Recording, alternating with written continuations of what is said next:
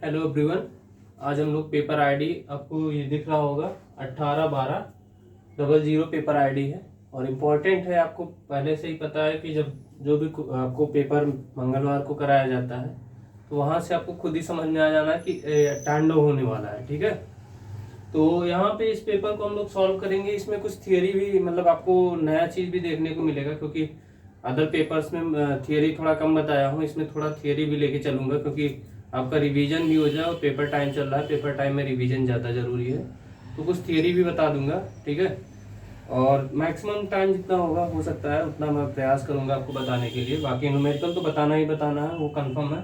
तो ये paper ID है, मैं आपको इसका पेपर का जो पीडीएफ है वो लिंक मतलब डिस्क्रिप्शन में मैं डाल दूंगा, वहां से आप चाहे डाउनलोड कर लीजिएगा, ठीक है। बाकी पेपर आईडी से यहाँ से आप देख लीजिए, मैं आपको भेज दे रहा हूँ। पहला क्वेश्चन कह रहा है what do you mean by term mole fraction. Mole fraction पूछ रहा है, तो बहुत अच्छे से आपको एक्सप्लेन किया गया है।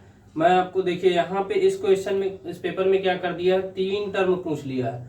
मोल फ्रैक्शन पूछ रहा है, फिर उसके बाद नॉर्मलिटी एंड मोलरिटी, 3 चीजें पूछ लिया है। इसका मतलब आप 4 टॉपिक है सॉल्यूशन के जो आपके पेपर में पूछे जाते हैं, तो उसमें चारों में आप चारों पढ़ के जाइएगा, नहीं आपको दिक्कत हो जाएगी, ठीक है।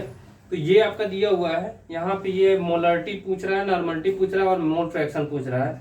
नेक्स्ट है न्यूमेरिकल है, कह रहा है calculate the normality of 2 litre of solution containing 9.8 gram of sulphuric acid, ठीक है। तो ये आपको क्या करना है, नॉर्मलिटी ज्ञात करना है और इसमें मोलरिटी भी ज्ञात करना था। इन्होंने दिया नहीं है, लेकिन हिंदी में लिखा हुआ है, हिंदी वाले पोर्शन में दिया है। नॉर्मलिटी के साथ साथ मोलरिटी भी ज्ञात करना है, तो मैं आपको अच्छे से करके दिखा रहा हूँ कैसे करना है। तो सबसे पहले हम लोग क्या करेंगे, इसमें दिया हुआ है पहला क्वेश्चन है, पहले हम लोग क्या करेंगे, नॉर्मलिटी का फार्मूला लिखेंगे। नॉर्मलिटी होता क्या है, normality equals to gram equivalent upon volume of solution, ठीक है। इन किस में होना चाहिए, इन लीटर में। फिर इसके बाद अब हमको यहाँ पे ग्राम इक्विवेलेंट नहीं पता होता है, क्योंकि क्वेश्चन में ये सब दिया नहीं रहता है, तो उसको क्या करना पड़ता है हमको, और जो टर्म आते हैं उसको निकालना पड़ता है।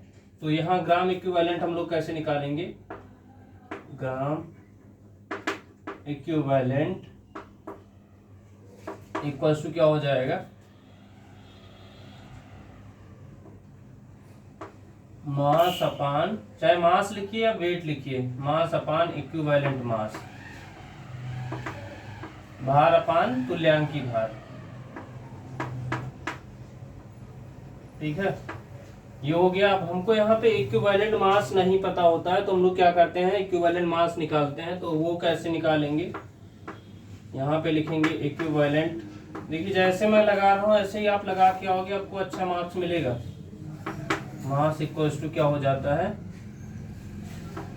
Molecular mass upon valency, molecular mass upon valency, ठीक है। तो ये हम लोग क्या करेंगे, अब यहाँ पे जैसे H2SO4 के बारे में बोला है, तो H2SO4 का हम लोग वैलेंसी कैसे निकालेंगे, H2SO4 है, इसका वैलेंसी कैसे निकालेंगे। मैं आपको बताया था, कोई भी आपका एसिड या कुछ भी हो, कोई मॉलिक्यूल हो, उसको आप आयंस के फॉर्म में तोड़ते हो, तो जो आयंस पे उस पे चार्ज लगा होता है वही उसकी क्या कहलाती है, वैलेंसी कहलाती है। तो यहाँ पे हम लोग क्या करेंगे, इसको तोड़ेंगे, तो 2H प्लस SO4 2 माइनस, तो ये 2 माइनस या 2 प्लस, जो आप चाहे प्लस वाले को लीजिए, उससे कोई दिक्कत नहीं है, क्योंकि ये आपका मैग्नीट्यूड देखा जाता है इसका। तो यहाँ पे क्या हो जाएगा, इसकी वैलेंसी जो हो जाएगी वो 2 हो जाएगी, ठीक है। तो यहां से हम लोग अब क्या करेंगे, इस वाले पोर्शन को इस वाले फार्मूले में पुट करेंगे। नॉर्मलिटी इक्वल्स टू, ये हो जाएगा मास अपान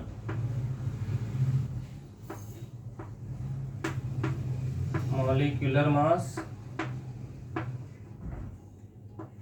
और ये वैलेंसी कहाँ चला जाएगा, ऊपर, इनटू वैलेंसी।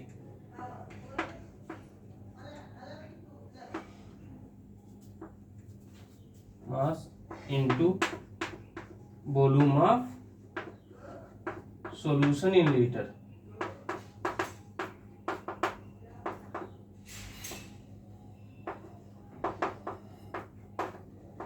ठीक है, अब यहाँ हम लोग पुट कर देते हैं। मास कितना दिया हुआ है आपको, 9.8 ग्राम दिया है, 9.8 अपान इनटू बैलेंसी कितना 2 हो गया, और मॉलिक्यूलर वेट कितना दिया है,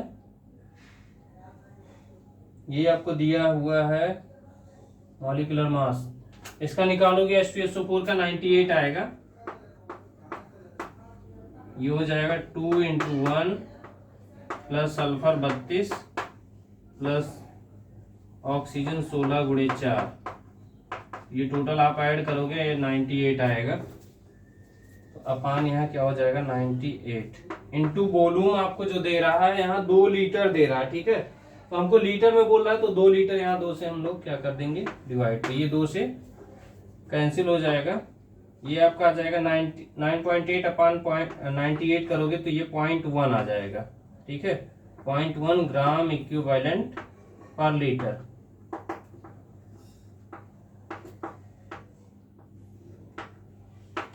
ये हमारा क्या आया है, नॉर्मलिटी आया है, नॉर्मलिटी। अब आपसे पूछ रहा है मोलरिटी निकालना है, तो मोलरिटी निकालने के लिए आपको क्या बताया गया था, नॉर्मलिटी इक्वल्स टू क्या होता है, मोलरिटी इनटू वैलेंसी। तो हमको मोलरिटी निकालना है तो क्या करेंगे, नॉर्मलिटी अपान वैलेंसी कर देंगे। तो मोलरिटी इक्वल्स टू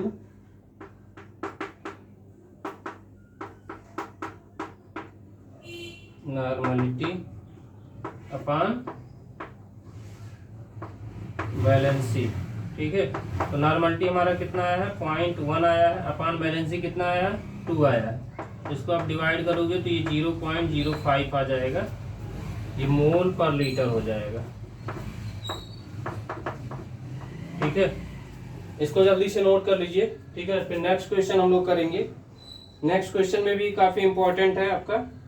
ठीक है, ये आप समझ लीजिए इंपॉर्टेंट है, क्योंकि इसमें क्वेश्चन जो आए हुए हैं सब लग रहे हैं ऐसे कि इंपॉर्टेंट है, आ सकते हैं पेपर में आपके। ठीक है, नोट करिए जल्दी से इसको।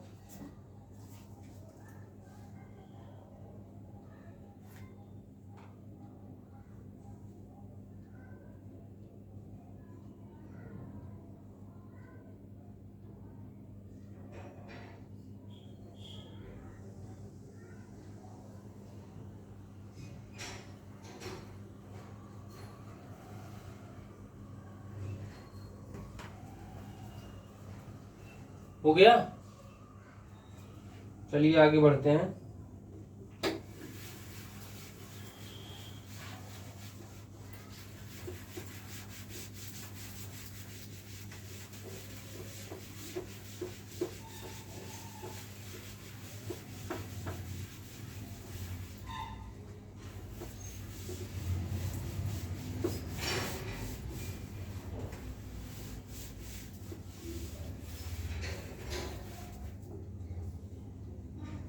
नेक्स्ट क्वेश्चन है, कह रहा explain the suitable example what are oxidising agent. Example देके आपको क्या करना है, ऑक्सीडाइजिंग एजेंट बताना है। तो इसमें क्या होता है, सेम उल्टा होता है। सेम उल्टा होने का मतलब ऑक्सीडाइजिंग बोल रहा है तो इसका मतलब रिडक्शन की परिभाषा आपको लिखना है। ठीक है, तो वो क्या करता है, जैसे ऑक्सीडाइजिंग है तो वो क्या करेगा, अपने आप का क्या करेगा, रिडक्शन करेगा। ठीक है, तो यहाँ पे क्या हो जाएगा, ऑक्सीडाइजिंग का एग्जाम्पल मैं लिख दे रहा हूँ Cu2 प्लस, मतलब इसका रिडक्शन का आपको लिखना है। ऑक्सीडाइजिंग एजेंट मतलब जो ऑक्सीडेशन होता है उसी का उल्टा आपका क्या होता है, रिड्यूसिंग एजेंट। और जो आपका रिडक्शन होता है उसका उल्टा क्या होता है, ऑक्सीडाइजिंग एजेंट। मतलब जो ऑक्सीडाइजिंग एजेंट होता है वो रिड्यूसिंग का काम करता है, रिडक्शन का काम करता है, और जो रिड्यूसिंग एजेंट होता है वो ऑक्सीडेशन का काम करता है। तो यहाँ Cu इसका एग्जाम्पल बोला है तो इसको हम लोग एग्जाम्पल लिख लेते हैं। ये आपका क्या हो जाएगा, ऑक्सीडाइजिंग एजेंट।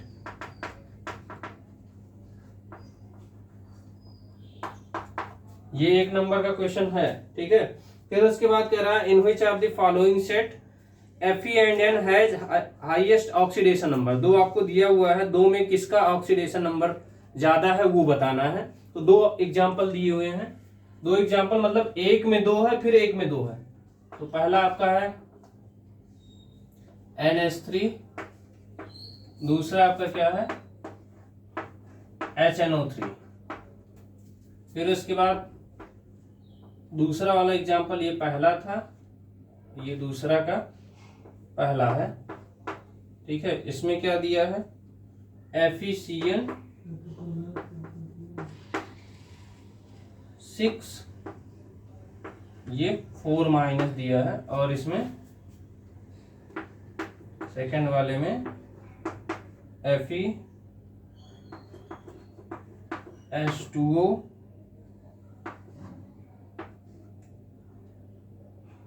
का थ्राइस दिया है, 3+ दिया है, ठीक है।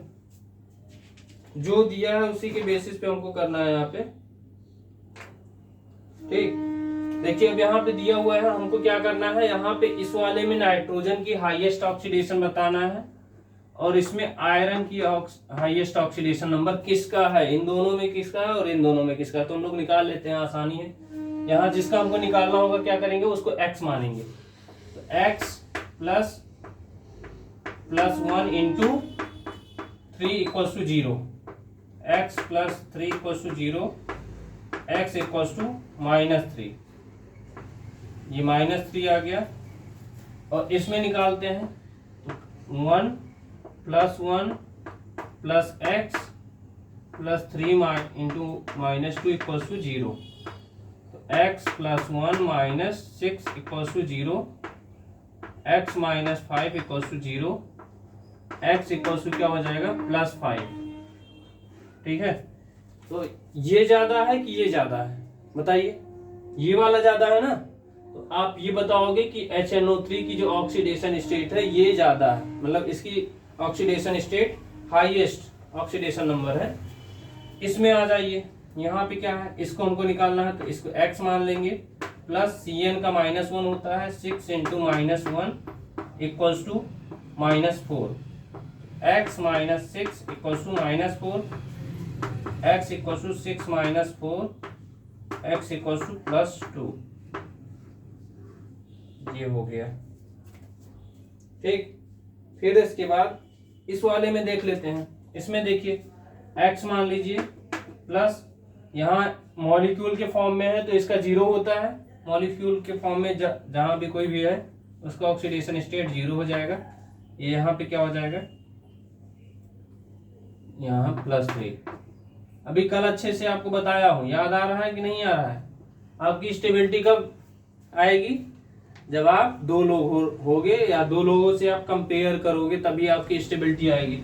अब यहाँ जब ये आपका क्या है, अब यहाँ पे जैसे एक कार्बन है एक नाइट्रोजन है, तो यहाँ पे इसका ऑक्सीडेशन स्टेट आया है, पता चल रहा है कि हाँ ठीक है।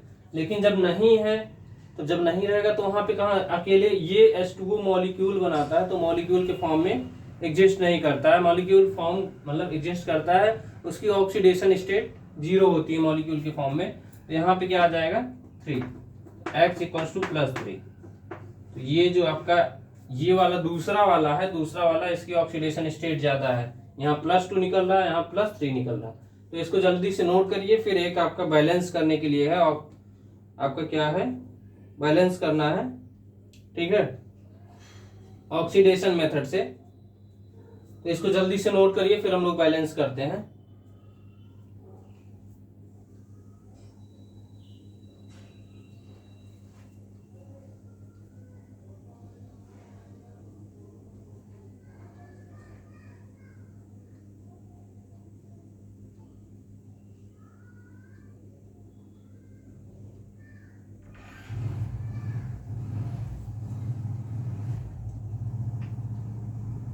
हो गया, अरे हो गया, बढ़े इसको मिटाएं।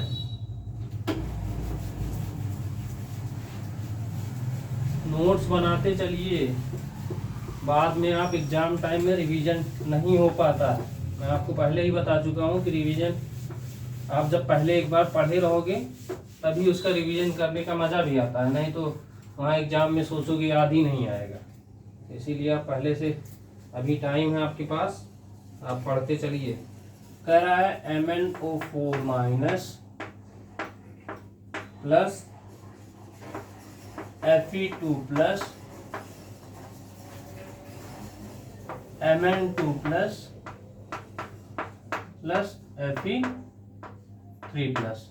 ठीक है, तो इसको कह रहा है ऑक्सीडेशन मेथड से बताना है, ऑक्सीडेशन नंबर मेथड से बताना है।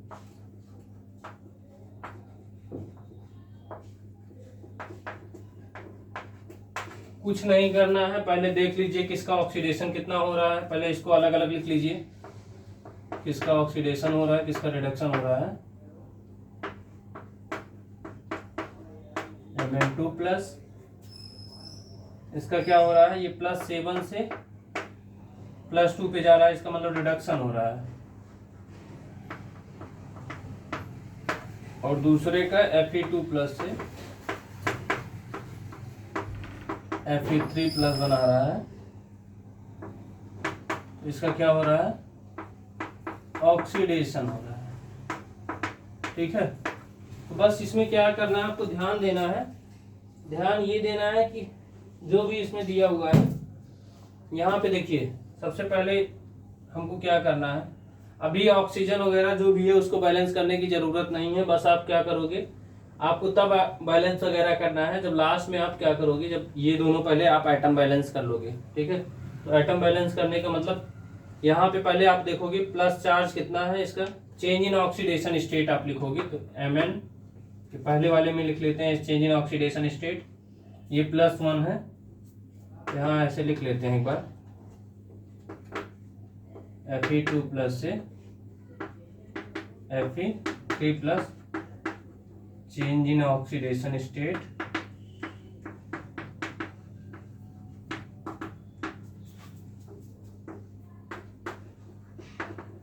ये कितना है, +1। और दूसरा क्या है, MnO4 माइनस दिया है, और Mn2 प्लस। तो यहाँ इसका मैग्नीज का निकालोगे तो ये +7 आएगा, तो +7 से किस पे जा रहा है, +2 पे जा रहा है, तो चेंज इन ऑक्सीडेशन स्टेट कितना आया, +5। Change in oxidation state equals to +5। ठीक है, अब आपको क्या बताया था, यहाँ इसका मल्टीप्लाई कर दो, इसके नंबर से इसमें मल्टीप्लाई कर दो और दोनों को ऐड कर दो, तो 5 से मल्टीप्लाई करके 5 Fe2 plus MnO4 minus +5 Fe3 plus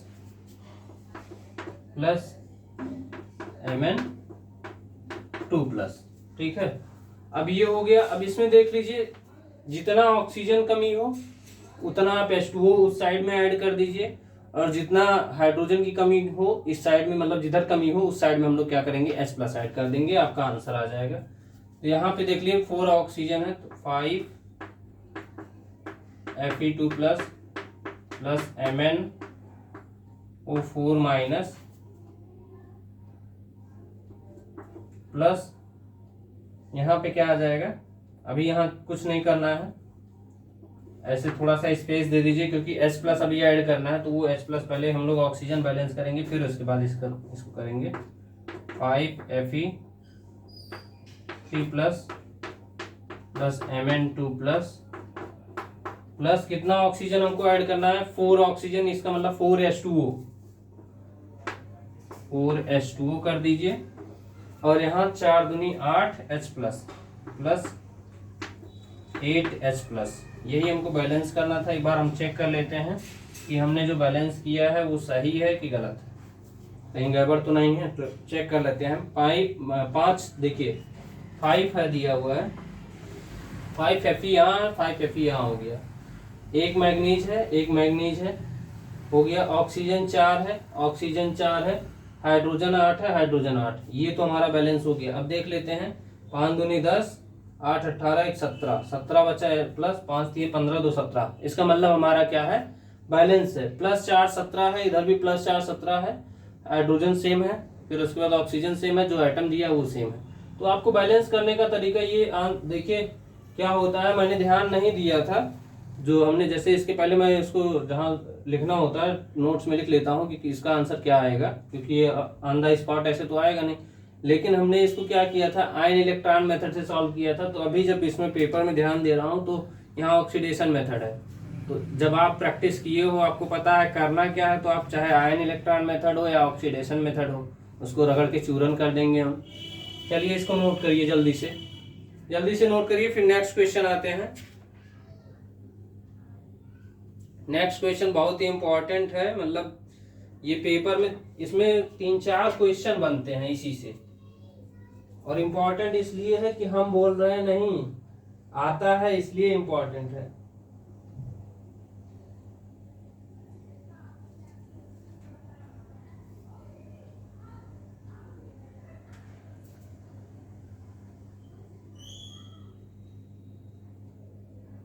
note हो गया?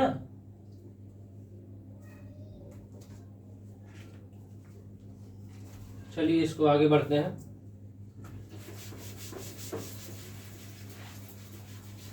नेक्स्ट क्वेश्चन है आपका केमिकल इक्विलिब्रियम से है, और थोड़ा सा घुमा देता है क्वेश्चन।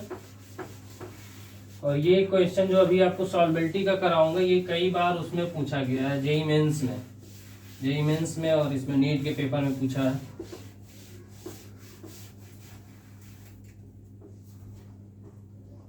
पहला तो कह रहा है state the law of mass action करना है। फिर कह रहा है establish the value of KP. Value of KP पे ध्यान दीजिएगा, यहाँ पे आपको केपी का रिलेशन जो आता है वो नहीं लिखना, वैल्यू पूछ रहा है, मान पूछ रहा है। तो मैं जो आपको क्लास में बोलता था कि मतलब यहाँ पे ऐसे करेंगे, जैसे N2 + 3H2 वाला हमने निकाल के दिखाया था 1 - x Kc करके, उसी तरह इसका केपी, या आपने देखा होगा एक रिलेशन हमने बताया था उसमें केमिकल इक्विलिब्रियम के लास्ट लेक्चर में, आप जाके देख लीजिएगा, जो लोग जिनको नहीं पता है वो जाके लास्ट लेक्चर जो केमिकल इक्विलिब्रियम की है उसमें जाके देखोगे, तो उसमें एक हमने लिखा था derive the degree of dissociation of PCl5 is inversely proportional to square root of pressure. ठीक है, ये square root of pressure x is proportional to √p 1/√p, ये था ना। तो यही वाला क्वेश्चन है सेम, बस उसको वहां तक नहीं जाना है, उसके 2-3 स्टेप पहले जहां से हमने बोला था कि जैसे किसी मतलब समुद्र से क्या करते हो आप, अगर 1 लोटा पानी निकाल लेते हो तो उस पर कोई इफेक्ट नहीं पड़ता है, तो वही वाली कंडीशन के पहले तक जो हमने रिलेशन निकाला था, अभी करके बताऊंगा, परेशान ना होइए कि बताऊंगा नहीं, बताऊंगा, बस आपको पहले से आगाह कर दे रहा हूं कि मतलब वही क्वेश्चन है, बस थोड़ा सा घुमा दिया है, तो इसीलिए आप लोग टेंशन मत लीजिएगा, यहाँ पे एकदम बहुत अच्छे से ध्यान देते रहिए। पहले हम लोग लॉ ऑफ मास एक्शन एक बार आपको रिवीजन करवा दे रहे हैं। लॉ ऑफ मास एक्शन में आप लिख के क्या आओगे, लॉ ऑफ मास एक्शन, ठीक है। तो सबसे पहले इसकी डेफिनेशन लिखोगे, तो डेफिनेशन मैं ऐसे ही बोल दे रहा हूं, अब लिखाऊंगा नहीं, टाइम जाएगा। The rate of reaction is directly proportional to product of concentration of reactant to the power of their stoichiometric coefficient. ठीक है, ये लिखना है। इसके बाद इसको कौन इसको दिया था, किन्होंने दिया था इसको, गुल्डबर्ग एंड वागे नामक 2 वैज्ञानिक थे, इन्होंने इसको दिया था। चाहे उसको लिखिएगा या ना लिखिए, उससे कोई इफेक्ट नहीं पड़ेगा, लेकिन अगर लिख दोगे तो टीचर को ये लगेगा कि हाँ बच्चे को जानकारी है, बच्चे ने कहीं से चीट नहीं किया है। ठीक है, चीट नहीं किया है, उसको जानकारी है। ठीक है, फिर उसके बाद क्या करना, मैं जो डायरेक्ट ये ऐसे एक 3 लाइन का आप लिख के चले आओगे, आपको नंबर नहीं मिलेगा, आपको बताना पड़ेगा कि कहाँ से आया। वो जब तक आप डेराइव नहीं करोगे आपको नंबर नहीं मिलने वाला है। ये 1.5 नंबर 2 नंबर का है, आप सोचो ऐसे ही ले लेंगे फ्री में, तो फ्री में नहीं मिलेगा, तो उसके लिए लिखना पड़ेगा। उसके लिए क्या लिखना पड़ेगा, यहाँ पे देखिए, small a capital A plus small b capital B, ये आपका गैसियस फॉर्म में है रिएक्शन, इक्विलिब्रियम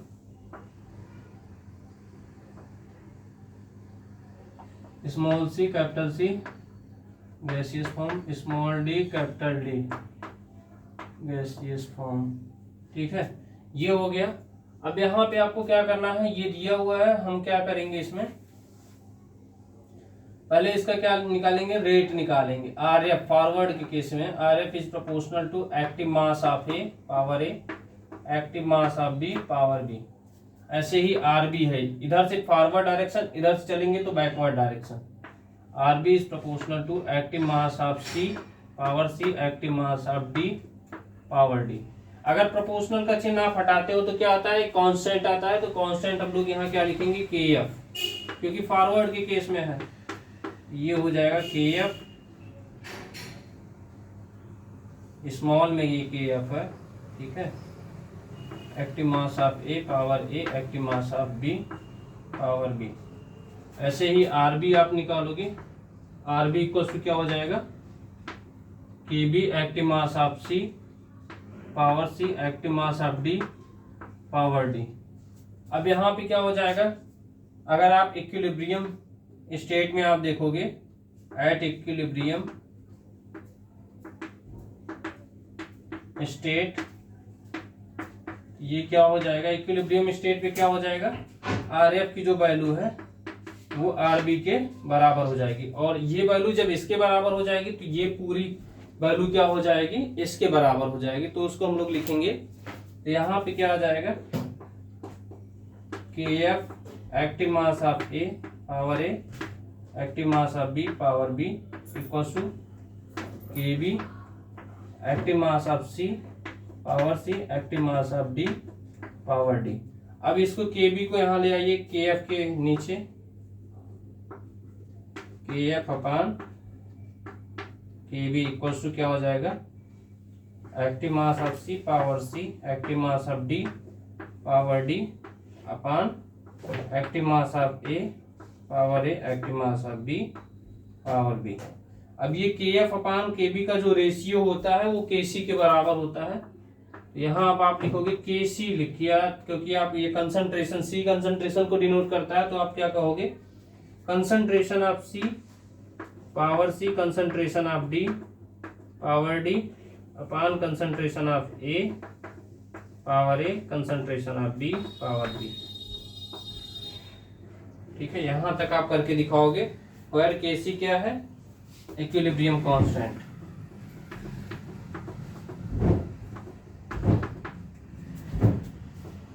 इक्विलिब्रियम कांस्टेंट। ठीक है, इक्विलिब्रियम कांस्टेंट है केसी। तो ये हमको इतना करके दिखाना है, ये ला आप मास सेक्शन में। फिर इसके बाद नेक्स्ट क्वेश्चन है, तो इसको पहले आप जल्दी से नोट करिए, फिर उसके बाद जो आपको PCl5 वाला बता रहा हूँ वो बताऊंगा, जल्दी से नोट करिए।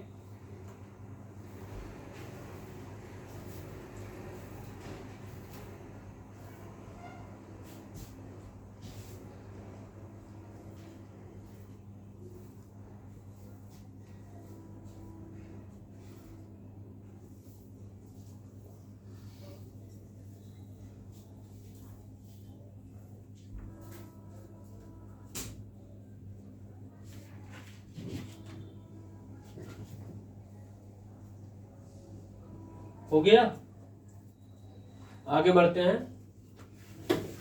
इसके बाद जो PCl5 वाला है, ध्यान दीजिएगा, अगर वैल्यू ना पूछता, केवल पूछता रिलेशन क्या है, तब आप सीधे केस, अभी बताता हूं कि जब रिलेशन पूछता तब क्या करना होता, और जब ये पूछता तब क्या करना होता।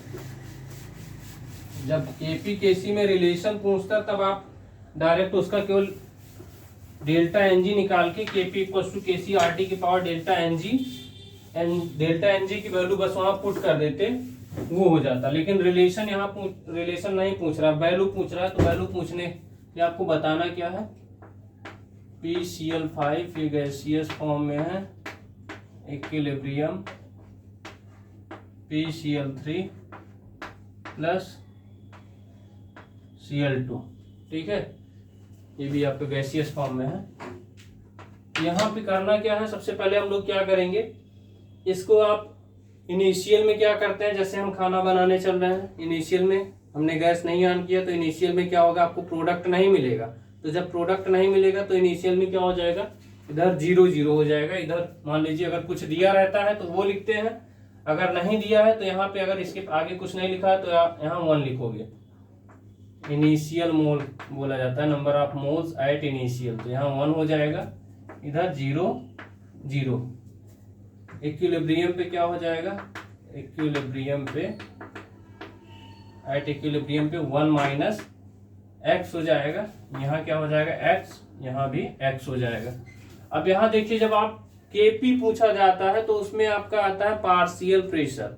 तो पार्शियल प्रेशर को हम लोग क्या करते हैं, निकालते हैं। तो पार्शियल प्रेशर होता क्या है, पार्शियल प्रेशर होता है mole fraction into total pressure. तो मोल फ्रैक्शन क्या होता है, जैसे मान लीजिए 2 मॉलिक्यूल है, ए और बी है, उसका मोल फ्रैक्शन निकालते हो तो ए के मोल अपान टोटल मोल, अगर बी का निकालते हो तो बी के मोल अपान टोटल मोल। ठीक है, ये ऐसे निकालते हैं। तो ऐसे यहां भी है, इक्विलिब्रियम पे मोल अपान टोटल मोल।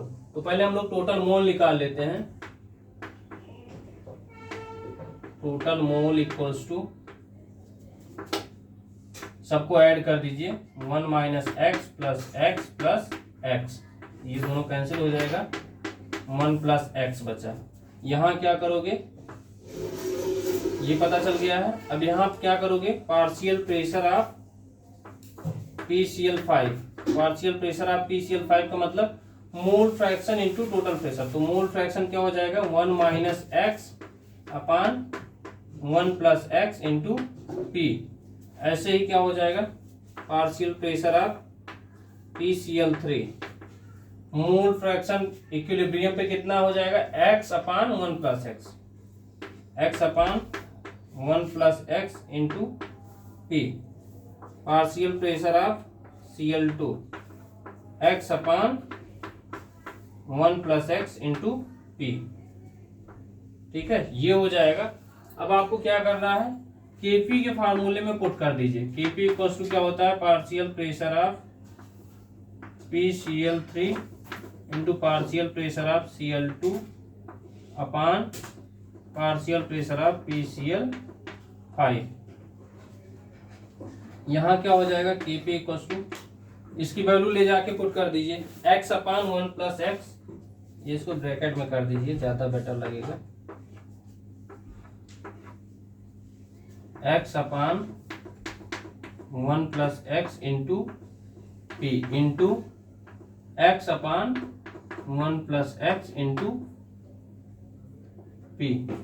अपान में क्या हो जाएगा, 1 minus x upon 1 plus x into P. एक पी से एक पी कैंसिल हो जाएगा, 1 प्लस एक्स से ये 1 प्लस एक्स कैंसिल हो जाएगा। पी इक्वल्स टू क्या आ जाएगा, X square P upon 1 plus X 1 minus X. तो यहाँ पे क्या लिखेंगे हम लोग, Kp equals to X square P A plus B A minus B, A square minus B square, 1 minus X square. आपको यहां तक करना है। और उसमें क्या था जो आपको डेराइव PCl5 वाला था, derive the degree of dissociation of PCl5 square root of pressure था ना। तो वहां पे क्या करते थे, इसमें एक्स स्क्वायर इसके आगे जाते थे, तो एक्स इज लेस देन 1 करके फिर उसके बाद वो करके फिर हम लोग यहाँ वैल्यू पुट करते थे।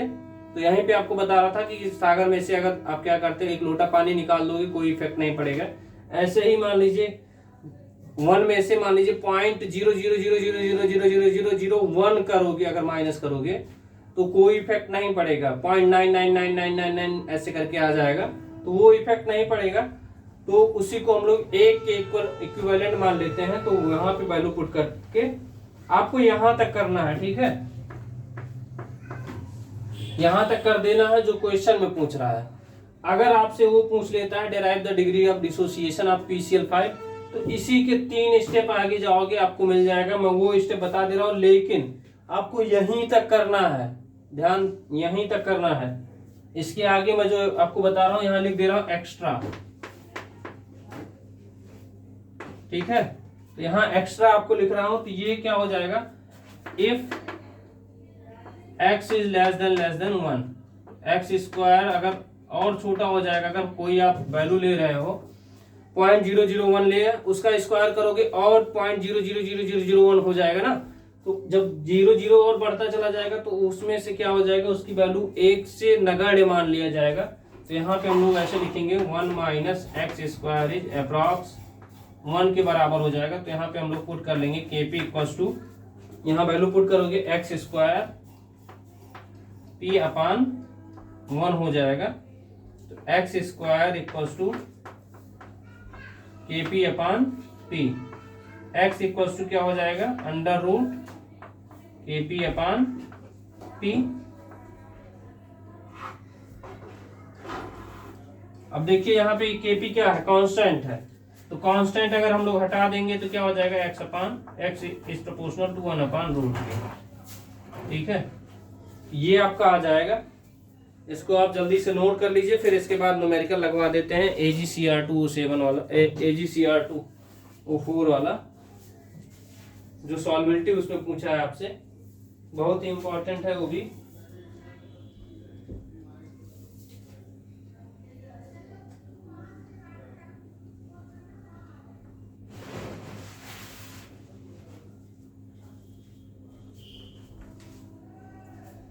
जल्दी से नोट करिए इसको।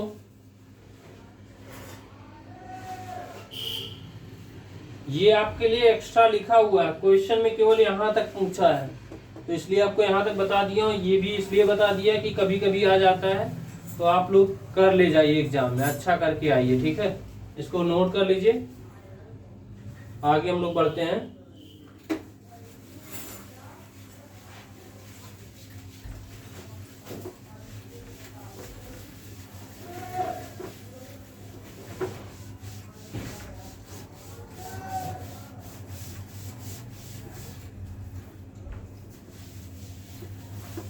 इस पेपर, जो ये पेपर है, इस पेपर में इतना ट्विस्ट क्वेश्चन पूछ लिया है कि मतलब अगर जो भी इस टाइम पेपर दिया होगा 2018 में, उसकी तो हालत खराब हो गई होगी।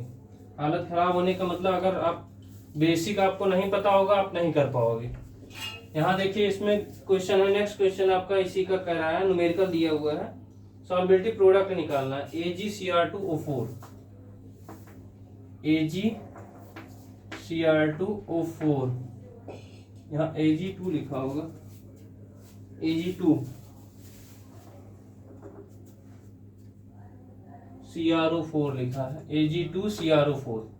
इसको हम लोग तोड़ेंगे, ये क्या हो जाएगा, टूटेगा दो भागों में, तो ये 2Ag प्लस बनाएगा, 2Ag प्लस CrO4 2 माइनस। ठीक है, CrO4 2 माइनस। अब यहाँ देखिए आप क्या करोगे, सॉल्बिलिटी पूछ रहा है, इसमें आपको सॉल्बिलिटी की वैल्यू, सॉल्बिलिटी दिया हुआ है S इक्वल्स टू 2.22 इंटू 10 के पावर -2 दिया है, ग्राम पर लीटर दिया है। ठीक है, और एक चीज ध्यान दीजिएगा, इसीलिए उसमें आपको मूर्ख क्या बनाना है, वो सही दिया है आपको दिमाग लगाने के लिए। अगर आपके पास दिमाग है, आराम से लगा सकते हो। देखिए क्या करना है, यहाँ पे आपको ग्राम पर लीटर में दे दिया है, और वहां पे आपको ग्राम पर लीटर के साथ साथ में क्वेश्चन पेपर में आपको दिया हुआ है कि उसका मॉलिक्यूलर वेट दिया है। तो जगह अगर मॉलिक्यूलर वेट दिया है तो आपके दिमाग में तुरंत स्ट्राइक करना चाहिए, ये जरूर आपसे कुछ करवाना चाहता है। करवाने का मतलब यहाँ ग्राम पर लीटर दिया है, इसको मोल पर लीटर में आपको चेंज करना है। तो आपको पहले बताया हूँ, लेकिन अभी यहाँ भी बता देता हूँ क्या करना है।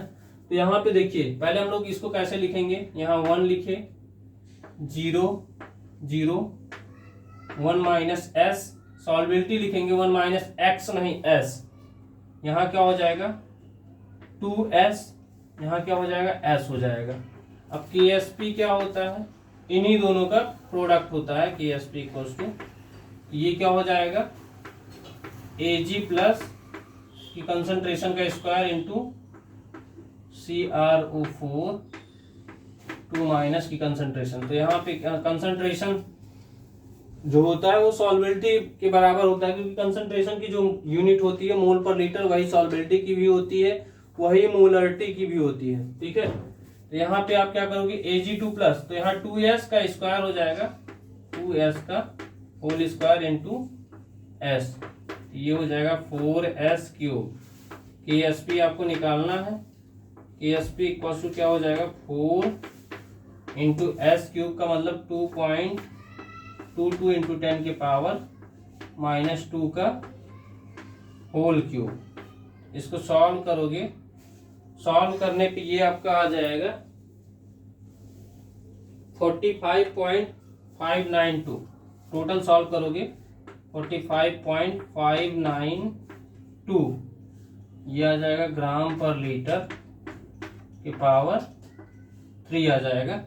ये KSP आया है, लेकिन आपसे जो मॉलिक्यूलर वेट दे दिया है वो किस लिए दिया है, ये आपको दिया हुआ है मॉलिक्यूलर वेट Ag का 108 दिया है, Ag इक्वल्स टू 108। क्रोमियम आपको दिया है 52 दिया है सर, 52 दिया है, और फिर उसके बाद ऑक्सीजन का दिया है 16।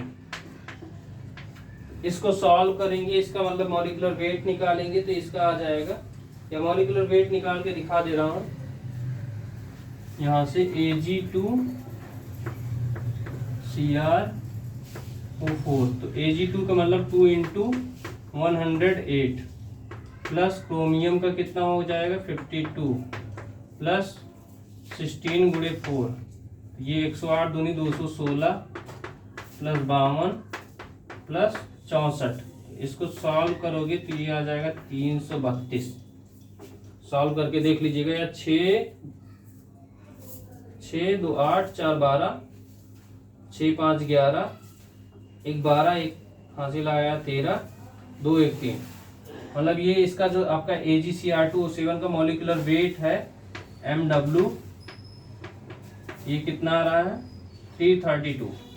अब ये जो दिया हुआ है यहाँ से आपको क्या करना है, जो ये देखिए आपको क्या करना होता है, अगर ग्राम से है, मोल पर लीटर में है, ग्राम पर लीटर में जाना है तो आप मॉलिक्यूलर वेट से मल्टीप्लाई करते हो, और अगर ग्राम पर लीटर है, ग्राम पर लीटर से मोल पर लीटर में आया है तो ये मॉलिक्यूलर वेट से आप डिवाइड कर दीजिए। तो यहाँ हमको ग्राम पर लीटर में दिया है, ग्राम पर लीटर से मोल पर लीटर में चलना है, तो हम क्या करेंगे डिवाइड कर देंगे, ये आपका आ जाएगा 45.592, और यहाँ 10 की पावर -6 भी है, इंटू 10 की पावर -6, ये 10 की पावर -6, ये ग्राम पर लीटर था, पावर 3।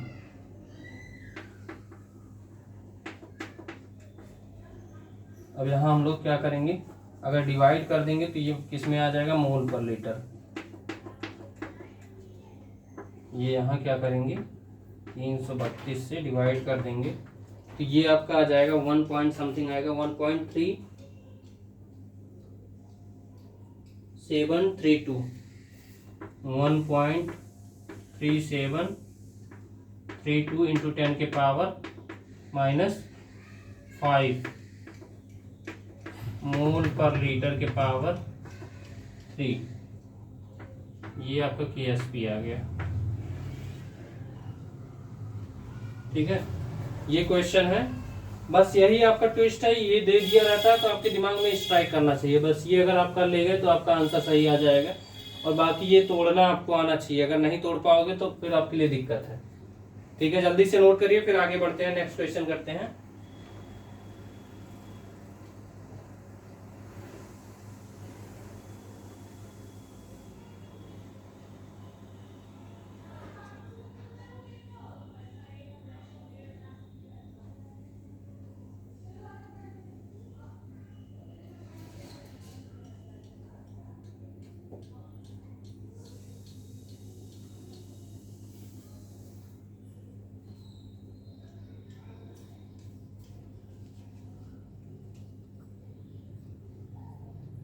इसके बाद जो क्वेश्चन है बहुत इंपॉर्टेंट है, पेपर में वो आना ही आना रहता है, उसका फिक्स रहता है, चाहे कुछ आए या ना आए। मिटा दे रहे हैं इसको।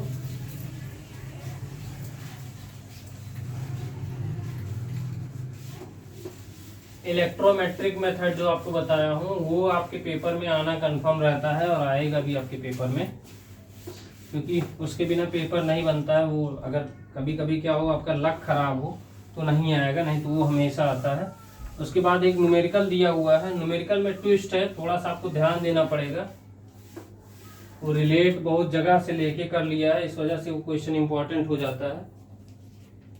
कह रहा है क्वेश्चन में, पहले तो बोला है describe method for determination of pH value of A solution bye electrometric method. तो बहुत बार आपको बताया हूँ इलेक्ट्रोमेट्रिक मेथड की, ये पेपर में आएगा।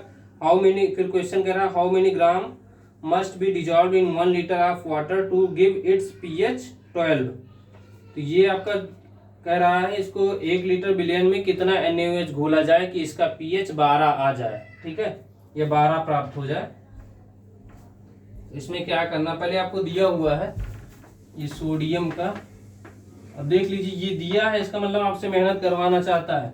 सोडियम का 23 है, ऑक्सीजन का 16 है, हाइड्रोजन का 1 है, ठीक है, और Ka आपको दिया हुआ है 1 × 10 के पावर -14। चाहे इसको आप यूज करिए या मत यूज करिए, कि pKa यहाँ से निकाल सकते हो, ठीक है। यहाँ से देखिए आपको क्या करना है, NaOH दिया है ना, NaOH को हम लोग को क्या करना है, इसको चाहे आप तोड़ के देख लीजिए। ये हम लोग क्या करेंगे, Na प्लस OH-, ठीक है। तो ये यहाँ पे जो दिया हुआ है इसमें आपको क्या है, ये NaOH जो होता है मोनो एसिडिक बेस होता है। तो इसमें जितना इसकी कंसंट्रेशन होगी उतना इसकी ही होगी, उतना ही इसका भी कंसंट्रेशन होगा। तो हम लोग केवल जैसे इसका निकालते हैं आपको दिया हुआ है क्वेश्चन में कि 12 पीएच कितना आ जाए, 12 आ जाए। तो पीएच 12 कब आएगा, पीएच इक्वल टू क्या होता है, 12 दिया हुआ है कि ये 12 आपको प्राप्त हो जाए। तो pH plus POH equal to क्या होता है, 14 होता है। यहाँ से होता है, चाहे यहाँ से इसको यूज करिए, यहाँ से आप यूज कर लेंगे, यहाँ से भी आ जाएगा, कोई दिक्कत नहीं है। तो यहाँ पे आपका pH plus POH equal to 14 दिया है। तो POH निकालोगे तो ये क्या आ जाएगा, 14 - 12 आ जाएगा। तो ये आपका POH क्या आ गया, ये आपका 2 आ गया है, ठीक है। तो POH ये आपका 2 आ गया है जब, तो यहाँ पे क्या करेंगे हम लोग, अब POH आपको पता चल गया है। अब इसी इक्वेशन को आप POH का मतलब ये क्या है, मोल पर 2 कंसंट्रेशन इसका आया है ना, ये क्या आ जाएगा, POH 2 आ गया है। तो ये इसका क्या हो जाएगा कंसंट्रेशन, या OH की कंसंट्रेशन क्या आ जाएगी, ये आ जाएगा। फिर इसके बाद हम लोग क्या करेंगे, इसको यूज करेंगे उसमें जो फार्मूला आपका आता है मोलरिटी का। तो मोलरिटी का फार्मूला क्या होता है, क्योंकि आपसे पूछ रहा है molarity equals to mass upon या weight upon molecular weight, mass upon molecular mass into volume of solution. Volume of solution क्या हो जाएगा, इन लीटर में, ठीक है। तो यहाँ पे आपका क्या आ जाएगा, मास, ये देखिए मास आपको क्या दिया है। अब आपको मास निकालना है, हाउ मेनी ग्राम पूछ रहा है, ठीक है। तो मास निकालना है, मोलरिटी आपको कितना दिया है, 2 दिया है, 2 यहाँ से आपको पता चल जाएगा। और ये मॉलिक्यूलर मास कितना है आपका, मास हमको निकालना है, अपान क्या हो जाएगा मॉलिक्यूलर मास, यहाँ से देखोगे निकालोगे NaOH का, तो ये 40 आएगा। NaOH का मॉलिक्यूलर वेट या मॉलिक्यूलर मास निकालोगे तो ये 40 आएगा, 40। तो यहाँ क्या हो जाएगा 40 इंटू वॉल्यूम ऑफ सॉल्यूशन, ये कितना दिया है आपको, 1 लीटर बोला है, कितना बोला है, 1 लीटर बोला है। तो बस आपको क्या करना है, यहाँ 1 लिख देना है। और यहाँ पे मास इक्वल टू क्या हो जाएगा, मास इक्वल टू 2 × 40, ये आपका आ जाएगा 2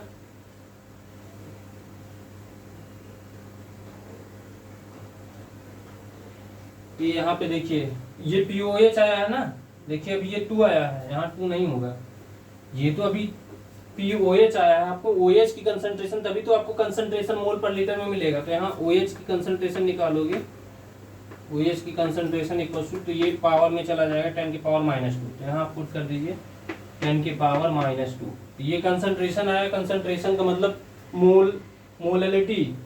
तो यहाँ आपका क्या हो जाएगा 2 × 10 की पावर 2 × 9 40 × 10 की पावर -2, या इसी को हम लोग क्या लिख सकते हैं, मास इक्वल्स टू 0.4 ग्राम।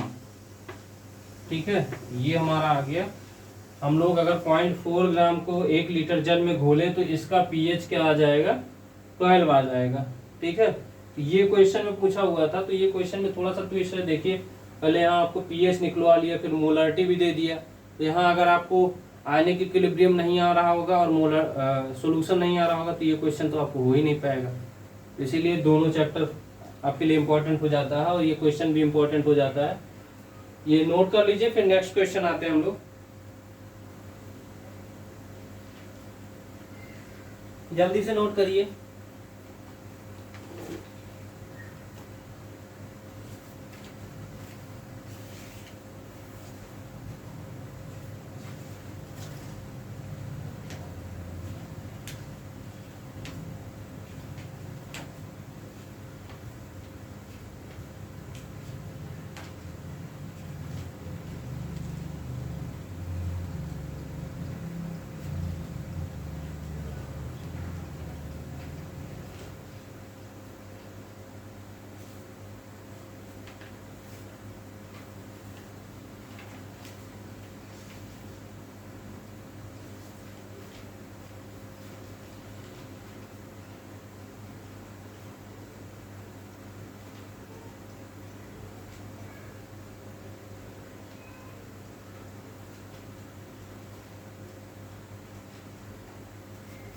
हो गया, आगे बढ़ते हैं नेक्स्ट क्वेश्चन की तरफ।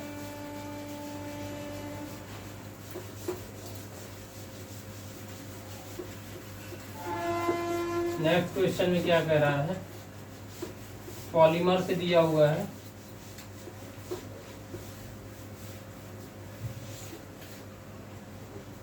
नेक्स्ट क्वेश्चन कह रहा है what are functional group and describe the method to identify CHO and COH group in organic compound. What are thermoplastic and thermosetting? फिर प्लास्टिक का है, फिर उसके बाद इसका बोला दो एग्जाम्पल लिखिए और उसका यूज बताइए और उसका स्ट्रक्चरल फार्मूला। तो आपको बहुत बार बताया हूँ, अभी एक बार फिर से बताता हूँ कि आपको क्या बताना है। थर्मोप्लास्टिक और थर्मोसेटिंग का एग्जाम्पल आपको बहुत अच्छे से याद होगा। प्लास्टिक पॉलीथीन हो जाता है, फिर उसके बाद PVC पॉलीविनाइल क्लोराइड, फिर उसके बाद आपका एक पॉलीस्टाइरीन होता है, ये आपका आ जाता है थर्मोप्लास्टिक में। थर्मोसेटिंग में क्या होता है, बैकेलाइट हो जाता है, और फिर यूरिया फॉर्मल्डिहाइड है, और भी 3-4 चीजें हैं। तो ये हो गया, 2 का स्ट्रक्चर बनाना है और 2 का यूज, मतलब इन्हीं का एक एक यूज लिख देना है। ठीक है, तो आप क्या करोगे, या पहले आपको ये CHO का फंक्शनल ग्रुप वाले का भी करके बता दे रहा हूँ कैसे होगा। कुछ करना नहीं है इसमें, आपको बस केवल ध्यान देना है कि क्या क्या इसमें करना है। सीधे सिंपल लैंग्वेज में आपको लिख देना है। सिंपल लैंग्वेज लिखोगे आपको अच्छा नंबर मिल जाएगा। ठीक है, तो यहाँ पे आपको सीधे आपको क्या करना है, पहले आप CHO ग्रुप वाले का लिख देना है। CHO का बोला है और CHO और COH बोला है। ठीक है, तो हम पहले CHO का लिखते हैं, या पहले COH का लिख देते हैं। इसमें क्या करोगे, कंपाउंड लीजिए, आप डायरेक्ट ऐसे लिख के आओगे आपको नंबर मिलेगा। कंपाउंड प्लस यहाँ सोडियम बाइकार्बोनेट मिलाओगे। ठीक है, सोडियम बाइकार्बोनेट मिलाते ही इसमें क्या आ जाएगा, एफरवेसेंस आएगा, NaHCO3। तो ये अब किसका आ जाएगा, एफरवेसेंस ऑफ CO2। या इसी का दूसरा क्या हो जाएगा, कंपाउंड ले लीजिए और ब्लू लिटमस पेपर ले लीजिए,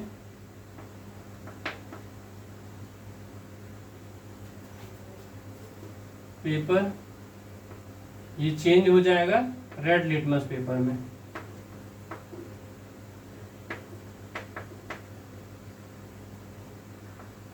तो इससे क्या पता चलेगा कि ये भी आपका क्या है, रेड लिटमस पेपर में हो जा रहा है। तो ये आपका COH ग्रुप पता चल जाएगा।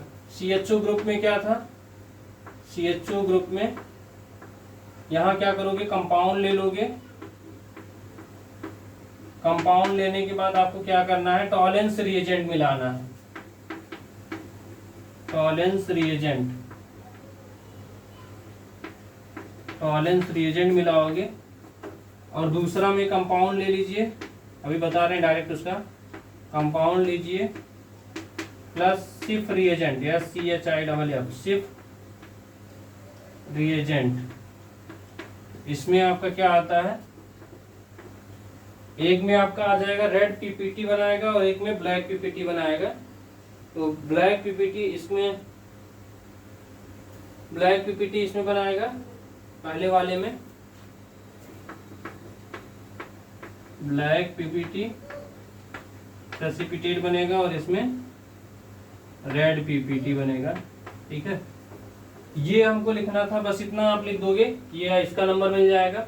और उसको आप बता दोगे कि मतलब फंक्शनल ग्रुप क्या होता है, कि वो हम लोग एलिमेंट को टेस्ट करने के लिए उसको यूज किया जाता है। फंक्शनल ग्रुप जो होता है एलिमेंट को डिटेक्ट करने के लिए फंक्शनल ग्रुप यूज, मतलब फंक्शनल ग्रुप टेस्ट यूज किया जाता है।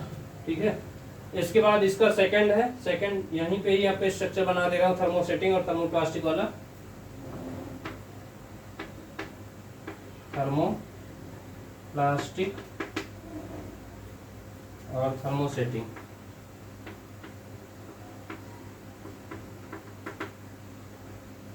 थर्मोप्लास्टिक में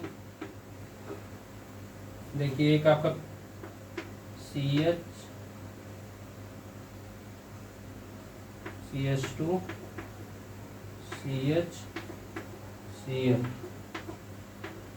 ये PVC है, इसको पॉलीविनाइल क्लोराइड बोलते हैं। और दूसरा क्या है, पॉलीस्टायरीन।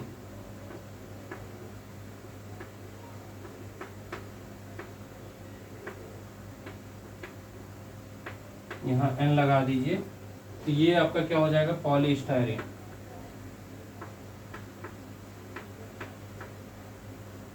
ठीक है, तो ये आपका पॉलीस्टायरीन हो गया है।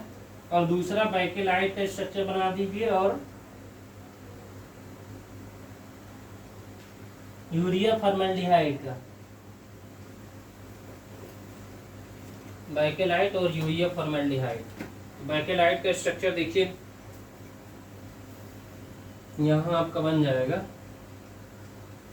कई बार बनाया हूँ, हर पेपर में बताया हूँ, जितना पेपर सॉल्व हुआ है बैकेलाइट सबसे ज्यादा आया। इसको रट लो कम से कम, जब यही आ रहा है तो कम से कम ये तो ना छूटे, ये गलती ना हो।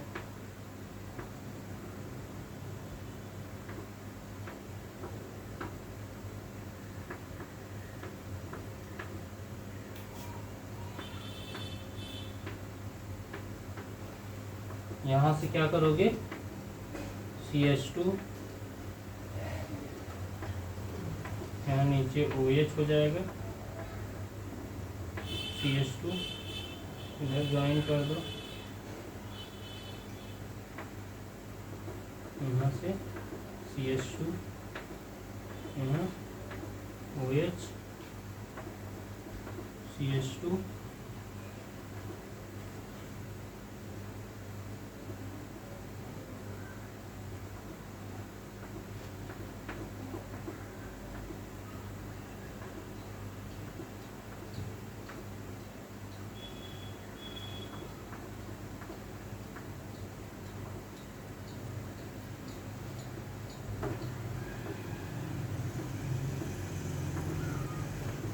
N लगा दीजिए। और ये भी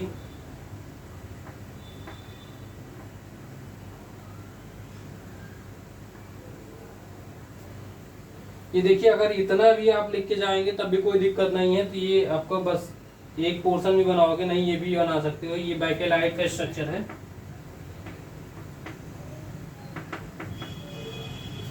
और फिर इसके बाद यूरिया फॉर्मेल्डिहाइड का CH2NH CO NH CH2, यहाँ एन लगा दीजिए। ये आपका यूरिया फॉर्मेल्डिहाइड का स्ट्रक्चर है।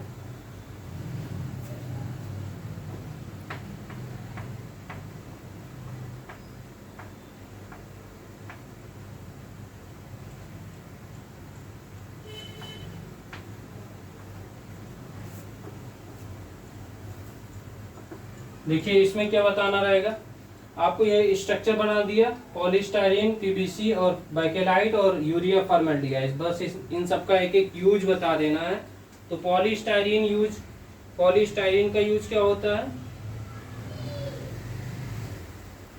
पॉलीस्टाइरीन का यूज बताइए। पॉलीस्टाइरीन का यूज जो होता है वो फूड इंडस्ट्री में होता है। जैसे जो प्लेट वगैरह होता है, बड़ी बड़ी प्लेट होती है इकट्ठा, आप देखते होंगे ट्रेन वगैरह में, जो अच्छी ट्रेनें मतलब जो जिसमें कारपेंट्री वाले पूरा वो जाता है सामान वगैरह पूरा, तो उसमें क्या होता है, लोग एक बड़ा बड़ा ट्रे लेके जाते हैं, उसमें जो रेलवे वाले कर्मचारी होते हैं वो ट्रे में खाना वगैरह ले जाके आपको सर्व करते हैं। तो वो वहाँ पे जो ट्रे होता है वो इस चीज का बनता है, पॉलीस्टाइरीन का होता है। बैकेलाइट का क्या होता है, बैकेलाइट आप देखते होंगे जो बटन बनाते हैं, मतलब जो शर्ट में बटन लगी होती है, या फिर आप जो देखते हैं उसमें लाइट वगैरह की जो आपकी बोर्ड होता है, बोर्ड में जो बटन लगा होता है वो भी आपका क्या होता है, बैकेलाइट से बनता है। और यूरिया फॉर्मेल्डिहाइड में क्या होता है, इसका यूज जो होता है स्ट्रॉन्ग फाइबर बनाने के लिए, या फिर जो प्रोटेक्टिंग कोटिंग होता है। जैसे आप देखते होंगे प्लेट वगैरह, बाउल वगैरह होता है छोटा छोटा, उसमें जो कोट किया जाता है कोटिंग टाइप का, तो वो प्लास्टिक का आप देखते होंगे। आप चले जाइए मार्केट में, छोटा छोटा मिलता है, प्लास्टिक का रहता है। अभी फिलहाल मेरे पास यहाँ सामने तो नहीं रखा है, नहीं मैं दिखा देता, कुछ ऐसे ही रहता है। या टिफिन में दिखा सकता हूँ, टिफिन जैसे ये है, तो टिफिन में ये जो टिफिन वाला पोर्शन है, इसमें भी ये जो आपका कोटिंग किया हुआ है, ये सब भी आपका उसी से यूरिया फॉर्मेल्डिहाइड से ही बनाया जाता है। तो ये टिफिन है, देख लीजिए। तो इसमें जो ये आपका प्लास्टिक वाला पोर्शन, जितना भी प्लास्टिक रहता है वो आपका क्या कहलाता है, यूरिया फॉर्मेल्डिहाइड का। ठीक है, इसको जल्दी से नोट करिए, फिर उसके बाद आगे हम लोग बढ़ते हैं। जल्दी से नोट करिए।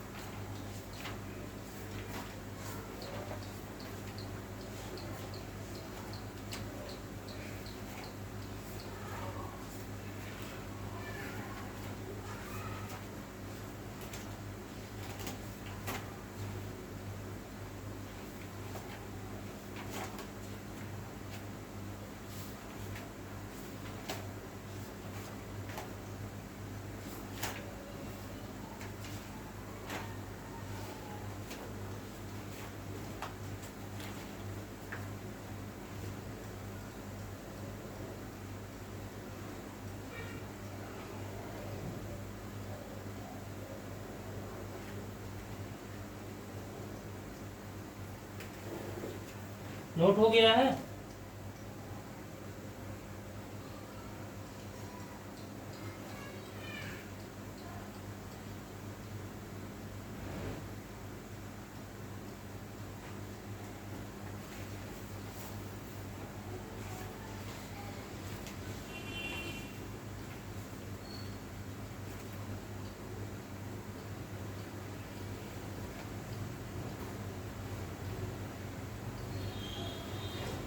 अच्छा हाँ, इसका पीवीसी वाला ये छूट गया था। इसका जो आप देखते होंगे, उसका जो आपके जूते का सोल होता है नीचे वाला, ठीक है, उसको बनाने के लिए किया जाता है। तो यहाँ ये छूट गया था।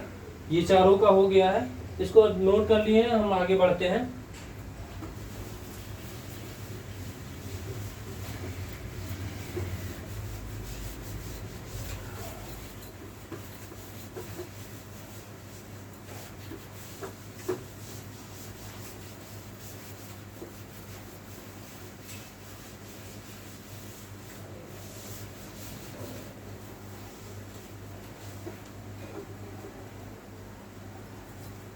देखिए नेक्स्ट क्वेश्चन है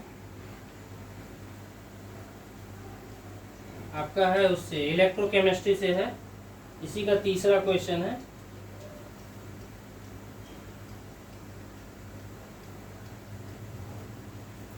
इलेक्ट्रोकेमिस्ट्री से है, देख कह रहा है calculate the EMF of the following cell at 25 degree centigrade.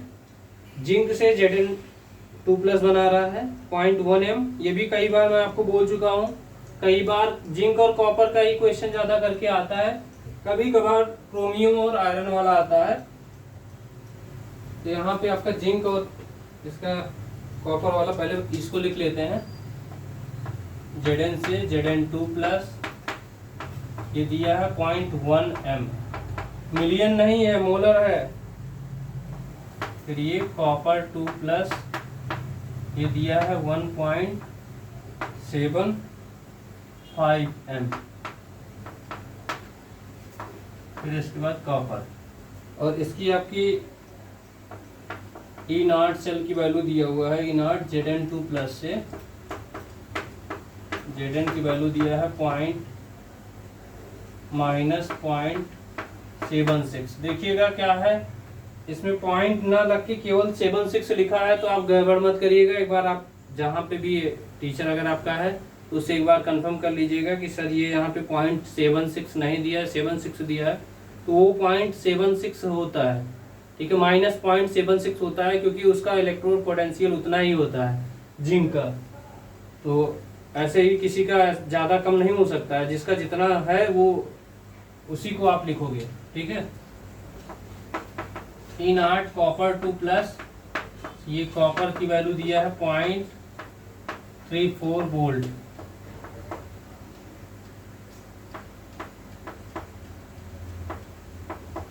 ठीक है, अब आपको क्या करना है, E0 सेल निकालना है। पहले E0 सेल निकाल लेते हैं। E0 cell equal to E0 cathode minus E0 anode. E0 cathode की वैल्यू क्या हो जाएगी,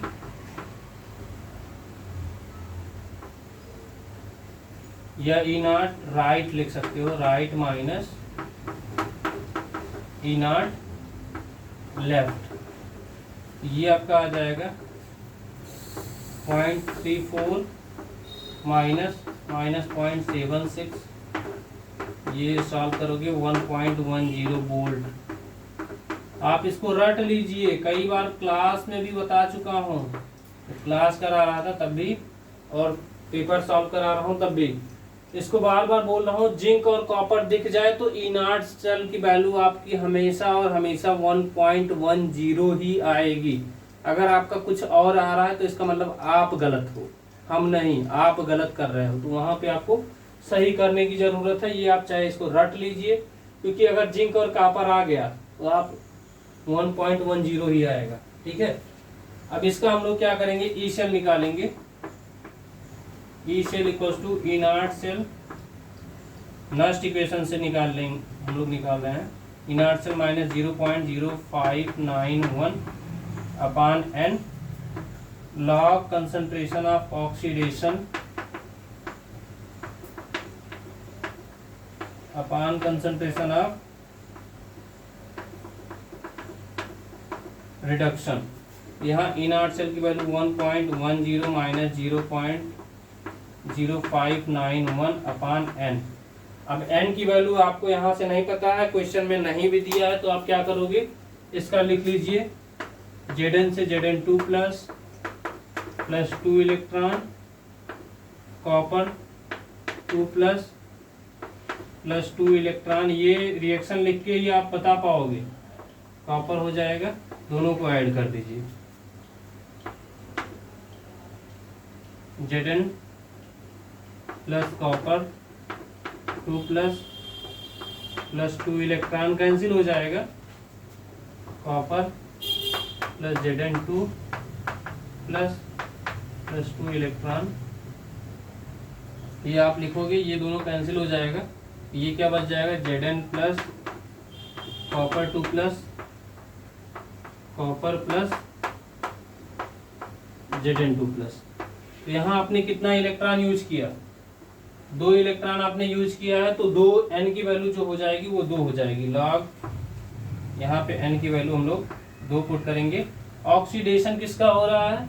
जिंक का ऑक्सीडेशन हो रहा है, तो इसकी कंसंट्रेशन हम लोग क्या लिखेंगे? 0.1 लॉग 0.1 अपान रिडक्शन में कितना है? 1.75। ठीक है। अब यहाँ पावर में तो कुछ लगेगा नहीं, क्योंकि इसके आगे स्टोइकोमेट्रिक कोएफिशिएंट तो कुछ लगा नहीं है, तो नहीं लगेगा। बस इसको सॉल्व कर लीजिए। अब यहाँ देखिए 1 पॉइंट ये बड़ा है, तो इसको हम लोग क्या कर ले? ऊपर कर ले, क्योंकि 1 से ही डिवाइड करेंगे तो वही वैल्यू आ जाएगी। इसको ऊपर करेंगे तो यहाँ पे प्लस हो जाएगा। 1.10 प्लस 0.0591 अपान 2 लॉग 1.75 अपान 0.1, और 0.1 हटाओगे, पॉइंट हटा दोगे, एक डेसिमल ये आगे बढ़ जाएगा। 1.10 प्लस 0.0591 अपान 2 लॉग 17.5 लॉग 17.5 की वैल्यू लिख लीजिए 1.24 होता है। सॉल्व करके लिख लीजिए। मैं सॉल्व किया हूँ तो मैं बता रहा हूँ आपको।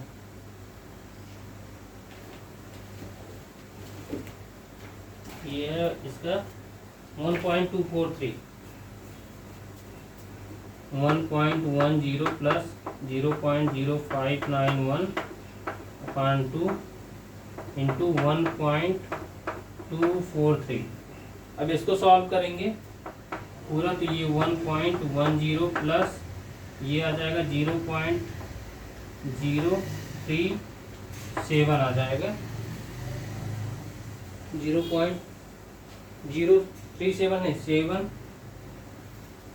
0, हाँ डिवाइड करोगे तो ये आपका आ जाएगा 0367।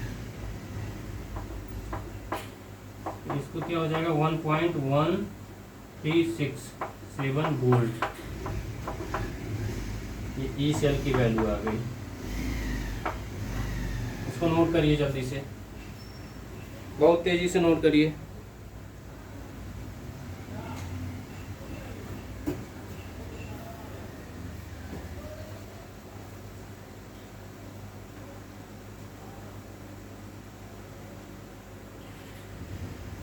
इसके बाद ग्लास का जो आपके पेपर में बार बार आ रहा है, रॉ मटेरियल ऑफ ग्लास, उसको भी बता दे रहा हूँ। और फिर उसके बाद कलर पूछ रहा है, कलरिंग मटेरियल के उसका मैन्युफैक्चर करने के लिए क्या क्या उसका होगा, उसको भी बता दे रहा हूँ। जल्दी से इसको नोट करिए।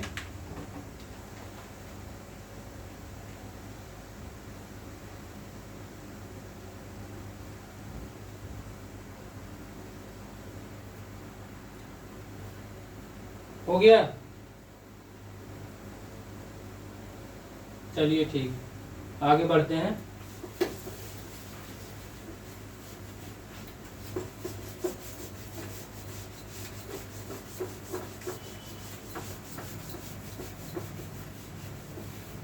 नेक्स्ट क्वेश्चन क्या कह रहा है? आपसे क्वेश्चन कर रहा है what are raw material for manufacture of glass. फिर उसके बाद write name of salt use for manufacture of violet, red and yellow glass के लिए। फिर उसके बाद कह रहा है write general method of preparation of glass. Glass को प्रिपेयर करने के लिए कौन कौन सा इसका जनरल मेथड क्या है वो लिखना है। तो इसको हम एक एक करके चलते हैं। पहले रॉ मटेरियल लिख लेते हैं, फिर उसके बाद कौन कौन सा वायलेट कलर के लिए कौन सा होगा मटेरियल, और रेड कलर के लिए कौन सा, और येलो कलर के लिए। फिर उसके बाद जनरल मेथड लिखते हैं। तो सबसे पहले हम लोग रॉ मटेरियल लिखेंगे।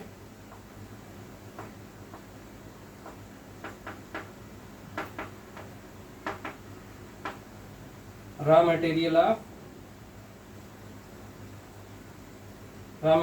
फॉर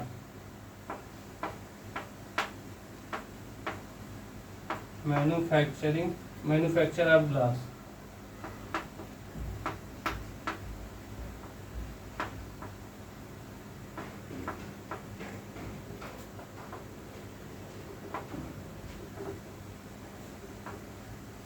ये हो जाएगा। अब यहाँ देखिए इसमें क्या क्या लिखेंगे आप। रॉ मटेरियल का मतलब इसमें R2O, इसका जो मॉलिक्यूलर फॉर्मूला होता है R2OMO इंटू 6SiO2। ये इसका जो ग्लास का स्ट्रक्चर होता है, मतलब ग्लास का फार्मूला होता है, ये होता है। अब R क्या है और M क्या है वो लिखना है। R आपका है मोनोवैलेंट, मोनोवैलेंट कटायन, और M क्या है डाईवैलेंट।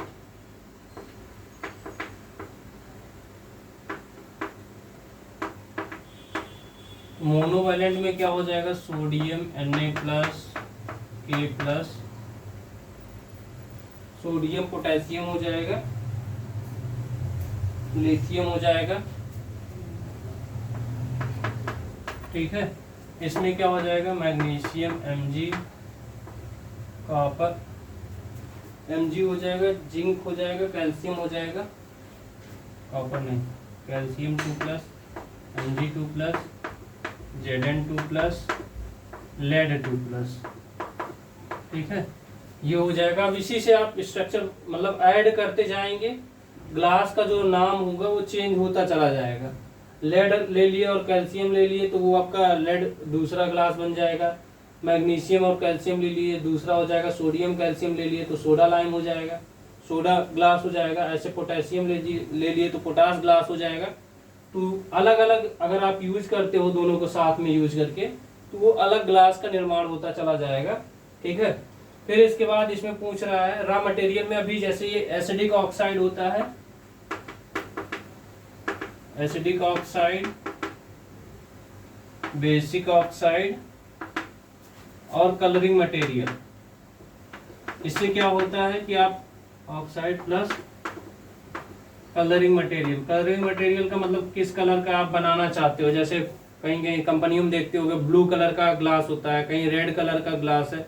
जैसा जहां जरूरत होता है उसी प्रकार से हम लोग क्या करते हैं, कलर मिला देते हैं, तो उसका कलर कलरिंग मटेरियल।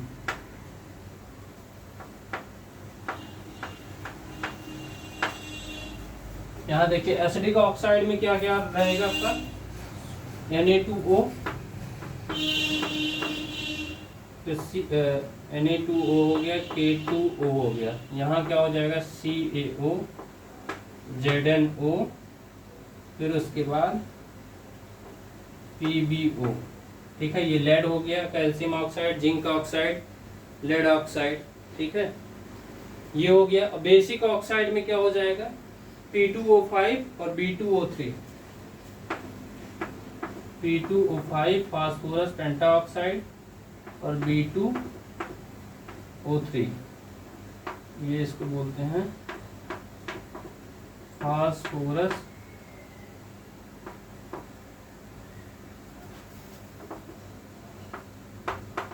पेंटाऑक्साइड, और ये बोरान ट्राईऑक्साइड, ठीक है। ये आपका रॉ मटेरियल में इतना लिखोगे, ठीक है। इतना चीज आपको ये लिखना है, एसिडिक ऑक्साइड और ये फार्मूला लिखना है, ये रॉ मटेरियल हो गया। फिर उसके बाद आप क्या करोगे, इसका जो आपको बताया गया है कि ग्लास कौन कौन सा है, वायलेट है,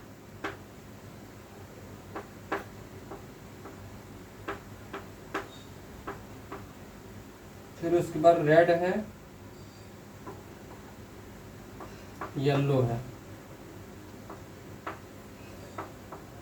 इसके लिए क्या क्या है, वायलेट में कौन सा आपका जो यूज करोगे उसको कौन सा, यहाँ पे कौन सा सॉल्ट हो जाएगा, तो इस वाले में ये वायलेट के लिए MnO2 है, मैग्नीज ऑक्साइड, MnO2, इसको हम लोग लिखते हैं मैंगनीज ऑक्साइड। और ये रेड कलर के लिए क्या हो जाएगा, रेड वाले के लिए Cu2O, क्यूप्रस ऑक्साइड।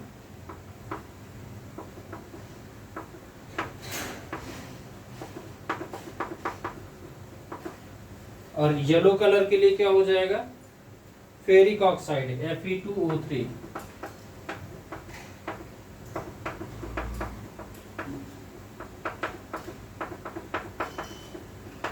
ठीक है। तो ये इतना हमको इसका ये तीनों ये पूछ लिया। अब इसका जनरल मेथड ऑफ प्रिपरेशन का बताना है, तो पहले इसको नोट कर लीजिए, इसके बाद जनरल मेथड बता दे रहे हैं, वो भी नोट कर लीजिएगा आप लोग।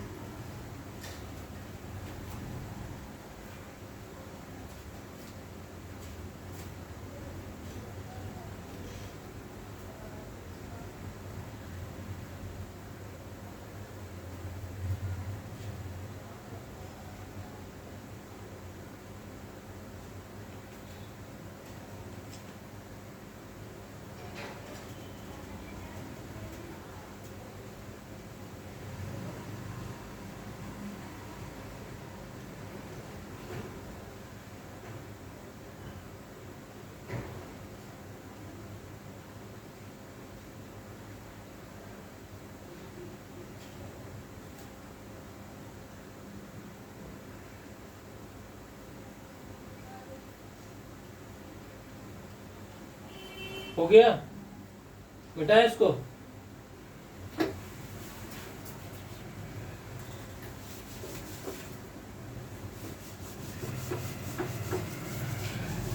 जनरल मेथड,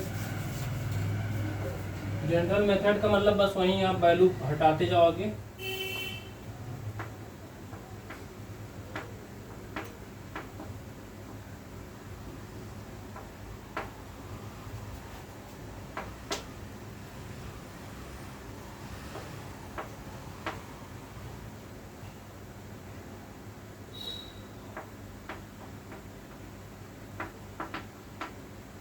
यहाँ पर लिख लो फॉर प्रिपरेशन ऑफ ग्लास, ये क्या हो जाएगा R2CO3 प्लस SiO2। ये आपका सिंपल पहले ग्लास बनेगा, ठीक है। R2 की जगह पे आप R की जगह पे कोई भी लिख सकते हो, कोई भी आपका ग्लास बनेगा, ठीक है। तो यहाँ पे R2 SiO3 प्लस CO2 बन जाएगा, ये निकल जाएगा। और दूसरा क्या लिखना है MCO3 प्लस SiO2, यहाँ क्या हो जाएगा MSiO3 प्लस CO2, ठीक है। ये हमारा हो जाएगा, ये जनरल मेथड है।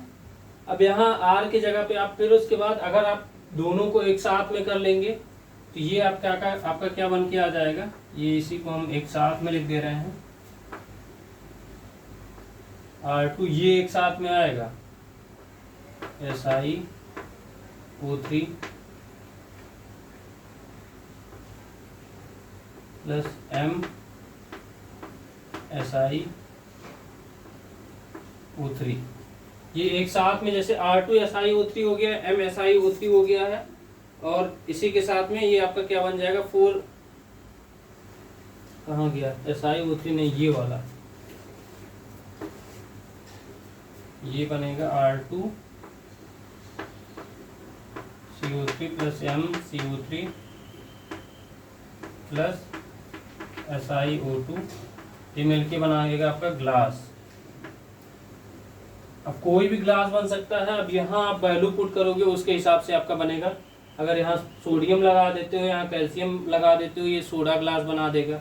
अगर यहाँ पोटेशियम लगा देते हो, कैल्शियम लगा देते हो, तो पोटास ग्लास हो जाएगा। तो बस यहाँ पे आप चेंज करते जाओगे, ग्लास आपका बदलता चला जाएगा। तो ये आपका जनरल प्रिपरेशन ऑफ मेथड है। आर आपका क्या है आपको बता चुका हूँ। आर आपका मोनोवैलेंट कटायन,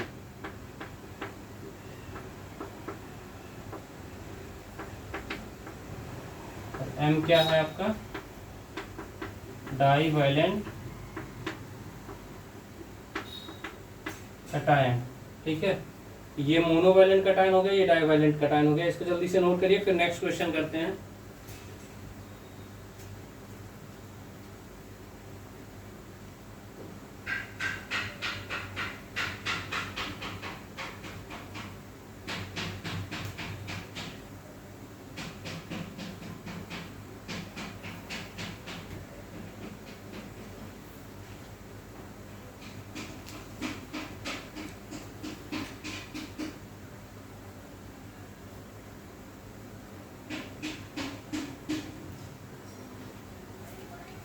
हो गया।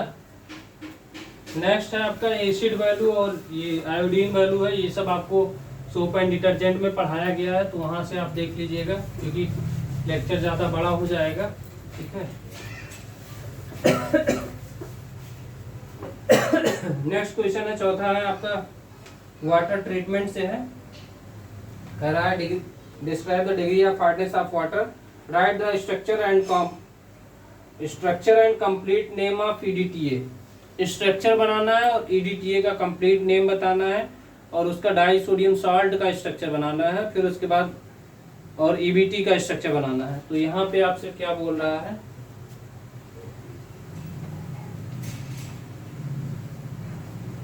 यहाँ स्ट्रक्चर बना दीजिए CH2 bond CH2 N CH2 COONA CH2 COOH N CH2 COOH CH2 COONA। ये क्या हो जाएगा, इसको बोलते हैं di sodium salt of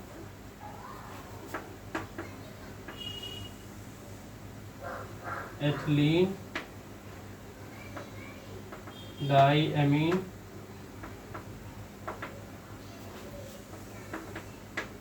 tetra acetic acid.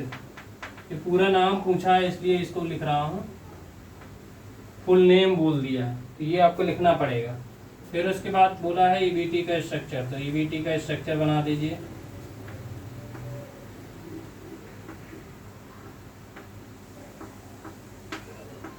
SO3Na nitrogen double bond nitrogen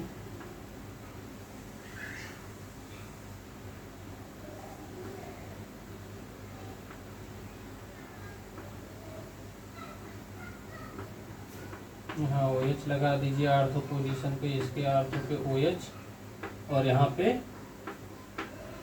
NO2। EBT है, इसको फुल फॉर्म क्या है, एरियोक्रोम ब्लैक टी, इसको बोलते हैं एरियोक्रोम ब्लैक टी इंडिकेटर। ये आपका 2 नंबर का आता है, मतलब 1 नंबर का ये रहता है, 1 नंबर का ये। बहुत आसान क्वेश्चन रहता है, आता रहता है आपके पेपर में। जल्दी से इसको नोट करिए, फिर उसके बाद न्यूमेरिकल लगाते हैं। न्यूमेरिकल आपका है एल्केनिटी ऑफ वाटर का है, जल्दी से नोट करिए इसको।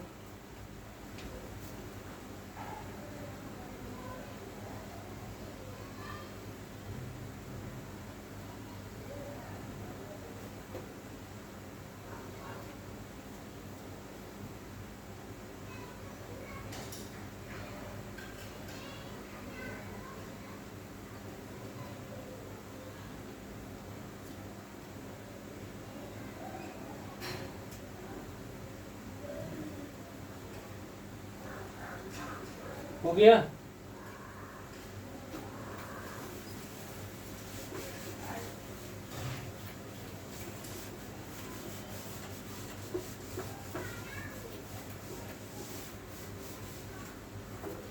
देखिए क्वेश्चन क्या रहा है,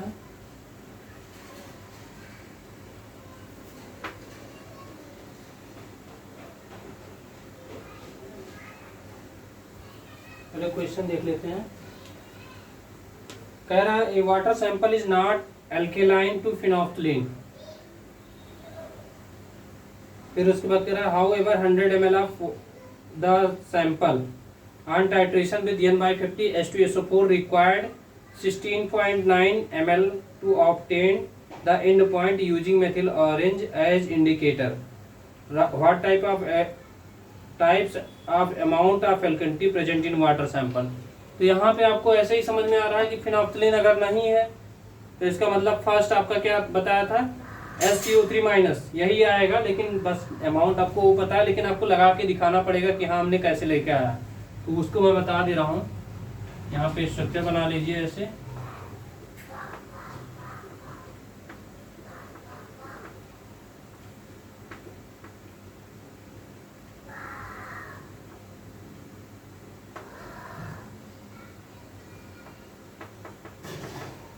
फिनोक्सिलिन मिलाने पे कोई इफेक्ट नहीं पड़ रहा है,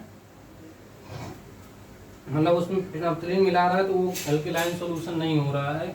फिर इसके बाद यहाँ पे देखिए, पहला है यहाँ लिखोगे ऐड, लिखना आपको पूरा है कैसे कैसे हो रहा है। फिनोक्सिलिन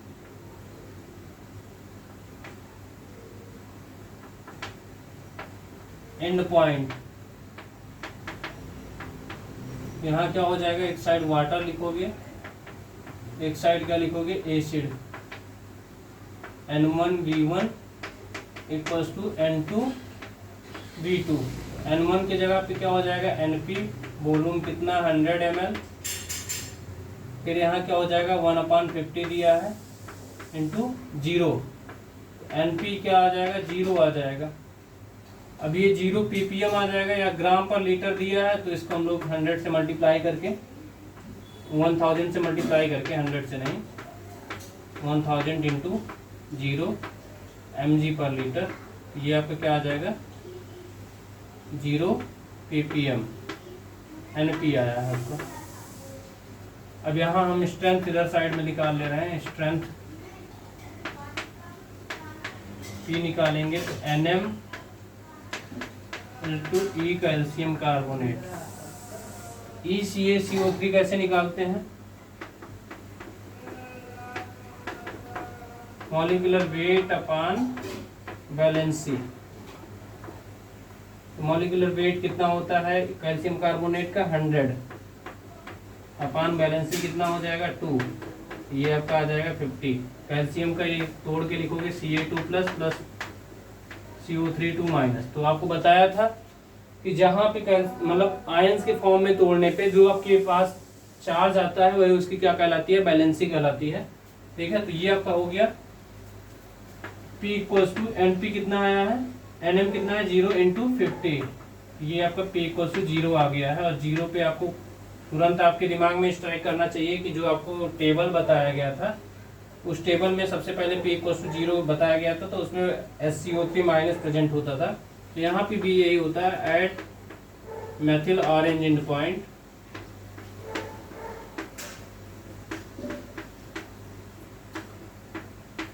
मेथिल ऑरेंज एंड पॉइंट, यहाँ क्या हो जाएगा, एक साइड वाटर, एक side acid, N1V1 equals to N2V2, N1 की जगह NM, V1 कितना 100, N2 क्या हो जाएगा 1/50, V2 कितना हो जाएगा 16 पॉइंट, क्वेश्चन में कितना दिया 9 दिया है, 16.9 दिया है। NM इक्वल्स टू क्या आ जाएगा 16.9 अपान 50 इंटू 1000, ये आया ग्राम पर लीटर में। हम लोग यहीं चेंज कर लेंगे, बाद में चेंज करने पे बच्चे गलती करते हैं, इसीलिए बार बार बोल रहा हूँ, यहीं पे पहले आप चेंज कर लीजिए। NM इक्वल्स टू क्या हो जाएगा 16.9 इंटू 1000 मिलीग्राम पर लीटर अपान 50 इंटू 100, ये 0 कैंसिल हो गया, इसको डिवाइड करोगे तो ये 3 पॉइंट समथिंग आएगा, 3.8 करके आएगा, 3.38 आ रहा है। NM आएगा 3.38 ppm।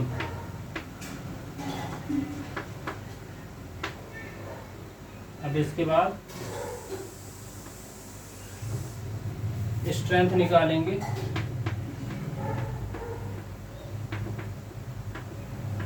M equals to NM into ECaCO3, NM कितना आया 3.38 इंटू 50, ये निकालोगे तो 169 आ जाएगा।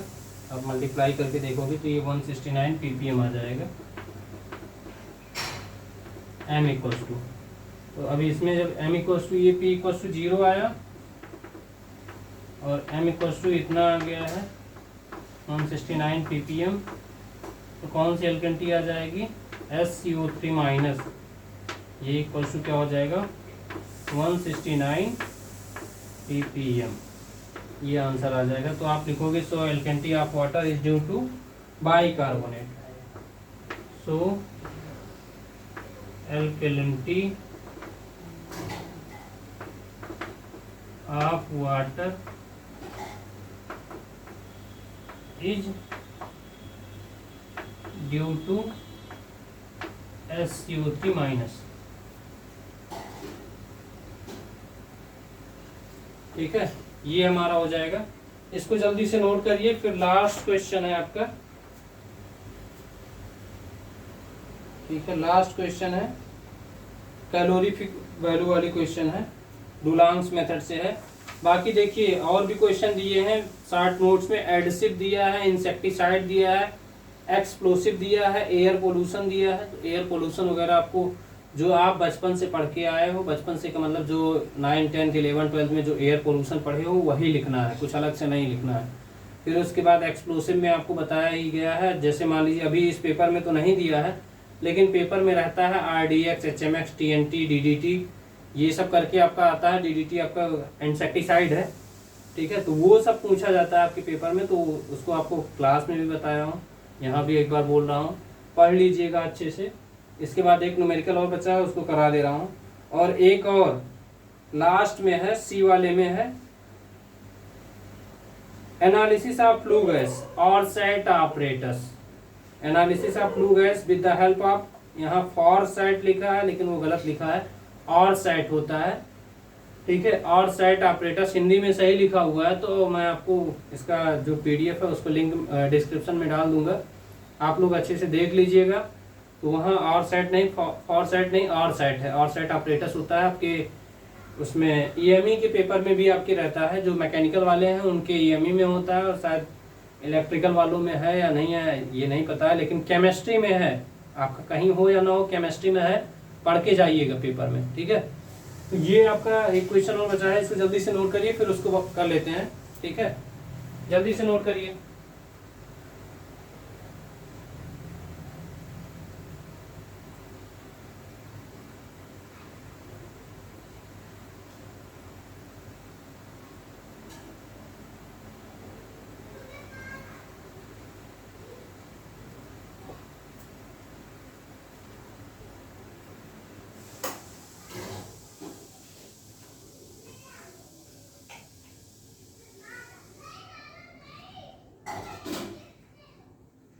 हो गया, लास्ट क्वेश्चन है, इसको मिटाते हैं। लास्ट क्वेश्चन के साथ आप लोग एंजॉय करिएगा।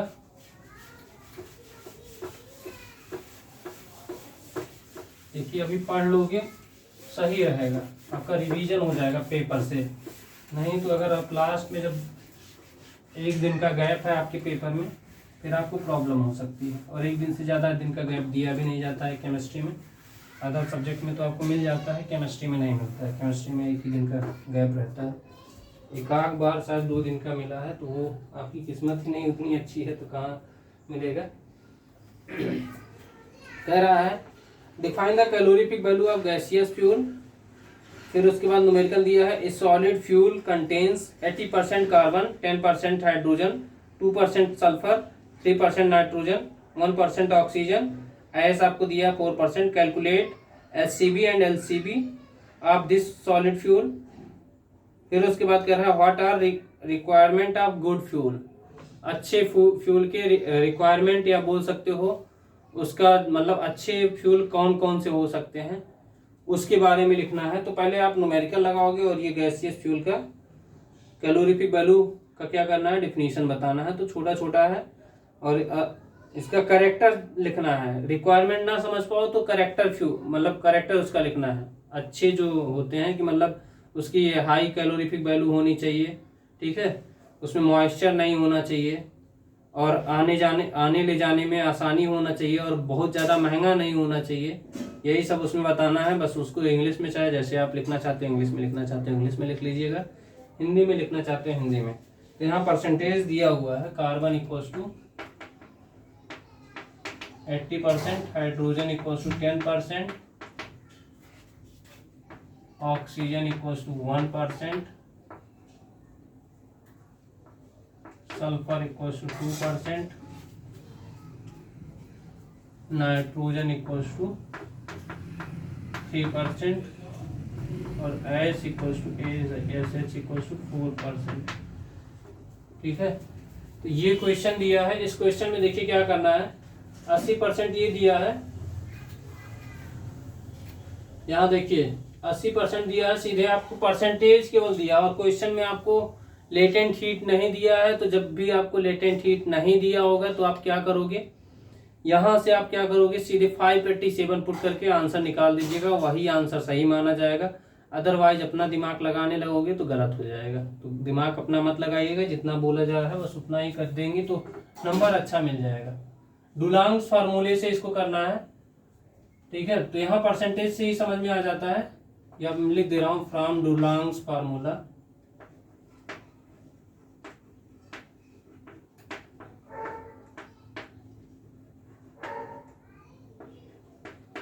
SCB इक्वल्स टू 1/100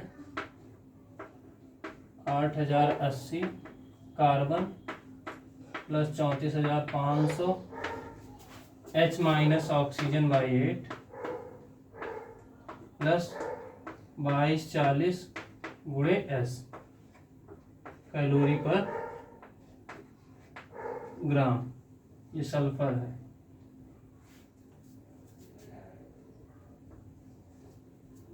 अब यहाँ वैल्यू पुट कर दीजिए, 1/100 8080 गुणे 80 प्लस 34,500 H कितना दिया, 10 माइनस 1/8 प्लस 2240 गुणे 2 1/100 64 00 प्लस 34,500 8 दम 80 माइनस 1 79/8 प्लस 4480। अब यहाँ इसको सॉल्व कर लेंगे, 1/100 64 00 प्लस इसको सॉल्व करेंगे तो सॉल्व करने के बाद ये आएगा आपका 340 687 340 687.5 प्लस 4480। अब इसको टोटल आप ऐड करेंगे। ऐड करने के बाद ये आपका आ जाएगा 99 15 67 99 15 67.5/100। जी इसको सॉल्व कर देंगे तो ये 99 15.67 कैलोरी पर ग्राम ये आपका आ गया HCB। LCB क्या हो जाएगा,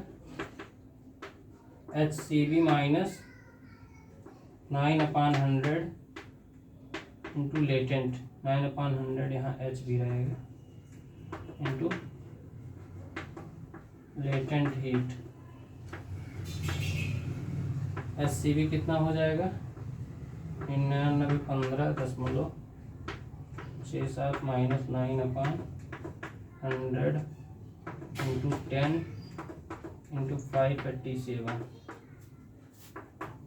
99 15.67 माइनस, इसको सॉल्व करोगे ये आपका आ जाएगा 528.30। पूरा सॉल्व करोगे 528.30, इसको माइनस करेंगे ये आपका आ जाएगा 9387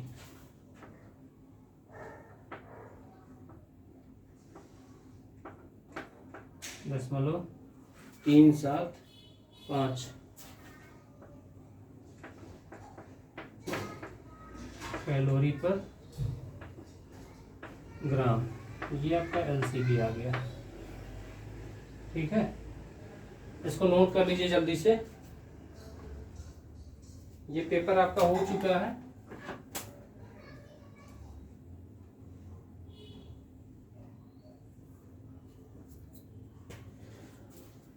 देखिए इस तरह का क्वेश्चन आप सॉल्व करके पूरा पेपर अच्छे से सॉल्व कर लीजिएगा, ठीक है। और कहीं आप ऐसे जो आपको पेपर आईडी बताया गया था वो पेपर आईडी का थियरी पढ़ लेंगे उतना सफिशियंट है। मतलब 3 पेपर आईडी आपको बताया गया था, पता नहीं आपको याद है या नहीं याद है। 3 पेपर आईडी बताया था, एक बताया था TE201, TE110 और फिर उसके बाद एक पेपर आईडी बताया था 191200A करके था, ठीक है। उसका थियरी पोर्शन आप अगर कहीं नोट्स बना के रख के उसको सॉल्व करके एक जगह रख लीजिए कि पेपर टाइम में वहाँ से आप जल्दी जल्दी से करके और यहाँ से आप न्यूमेरिकल देख के जल्दी जल्दी आप रिवीजन मार लेंगे तो ज़्यादा सही रहेगा। तो ये पेपर आपका सॉल्व हो गया है और मुझे लगता है कि आप लोगों को समझ में आया होगा। और इसी के साथ ये सेशन यहीं पे ख़त्म करते हैं। अभी 1-2 पेपर और करा दिया जाएगा, या मतलब जैसे देखता हूँ टाइम, अभी मेरा भी पेपर कल पेपर है मेरा भी, तो इसको कराने के बाद अब मैं भी चल रहा हूँ पढ़ने, कि पेपर है तो हालत तो ख़राब ही रहती है। जैसे आपका भी ख़राब है, तो मेरा भी पेपर है कल, तो उसके लिए थोड़ा सा पढ़ लें, नहीं तो फिर लिखेंगे क्या। इसलिए रट्टाफिकेशन और जो भी है थियरी का पेपर है, दिक्कत होगी, इसलिए थोड़ा सा पढ़ लेते हैं। आप लोग भी पढ़ते रहिए, अच्छे से मस्त रहिए, व्यस्त रहिए और सुनते रहिए और सुनाते रहिए अपने और अपने दोस्तों को। Thank you.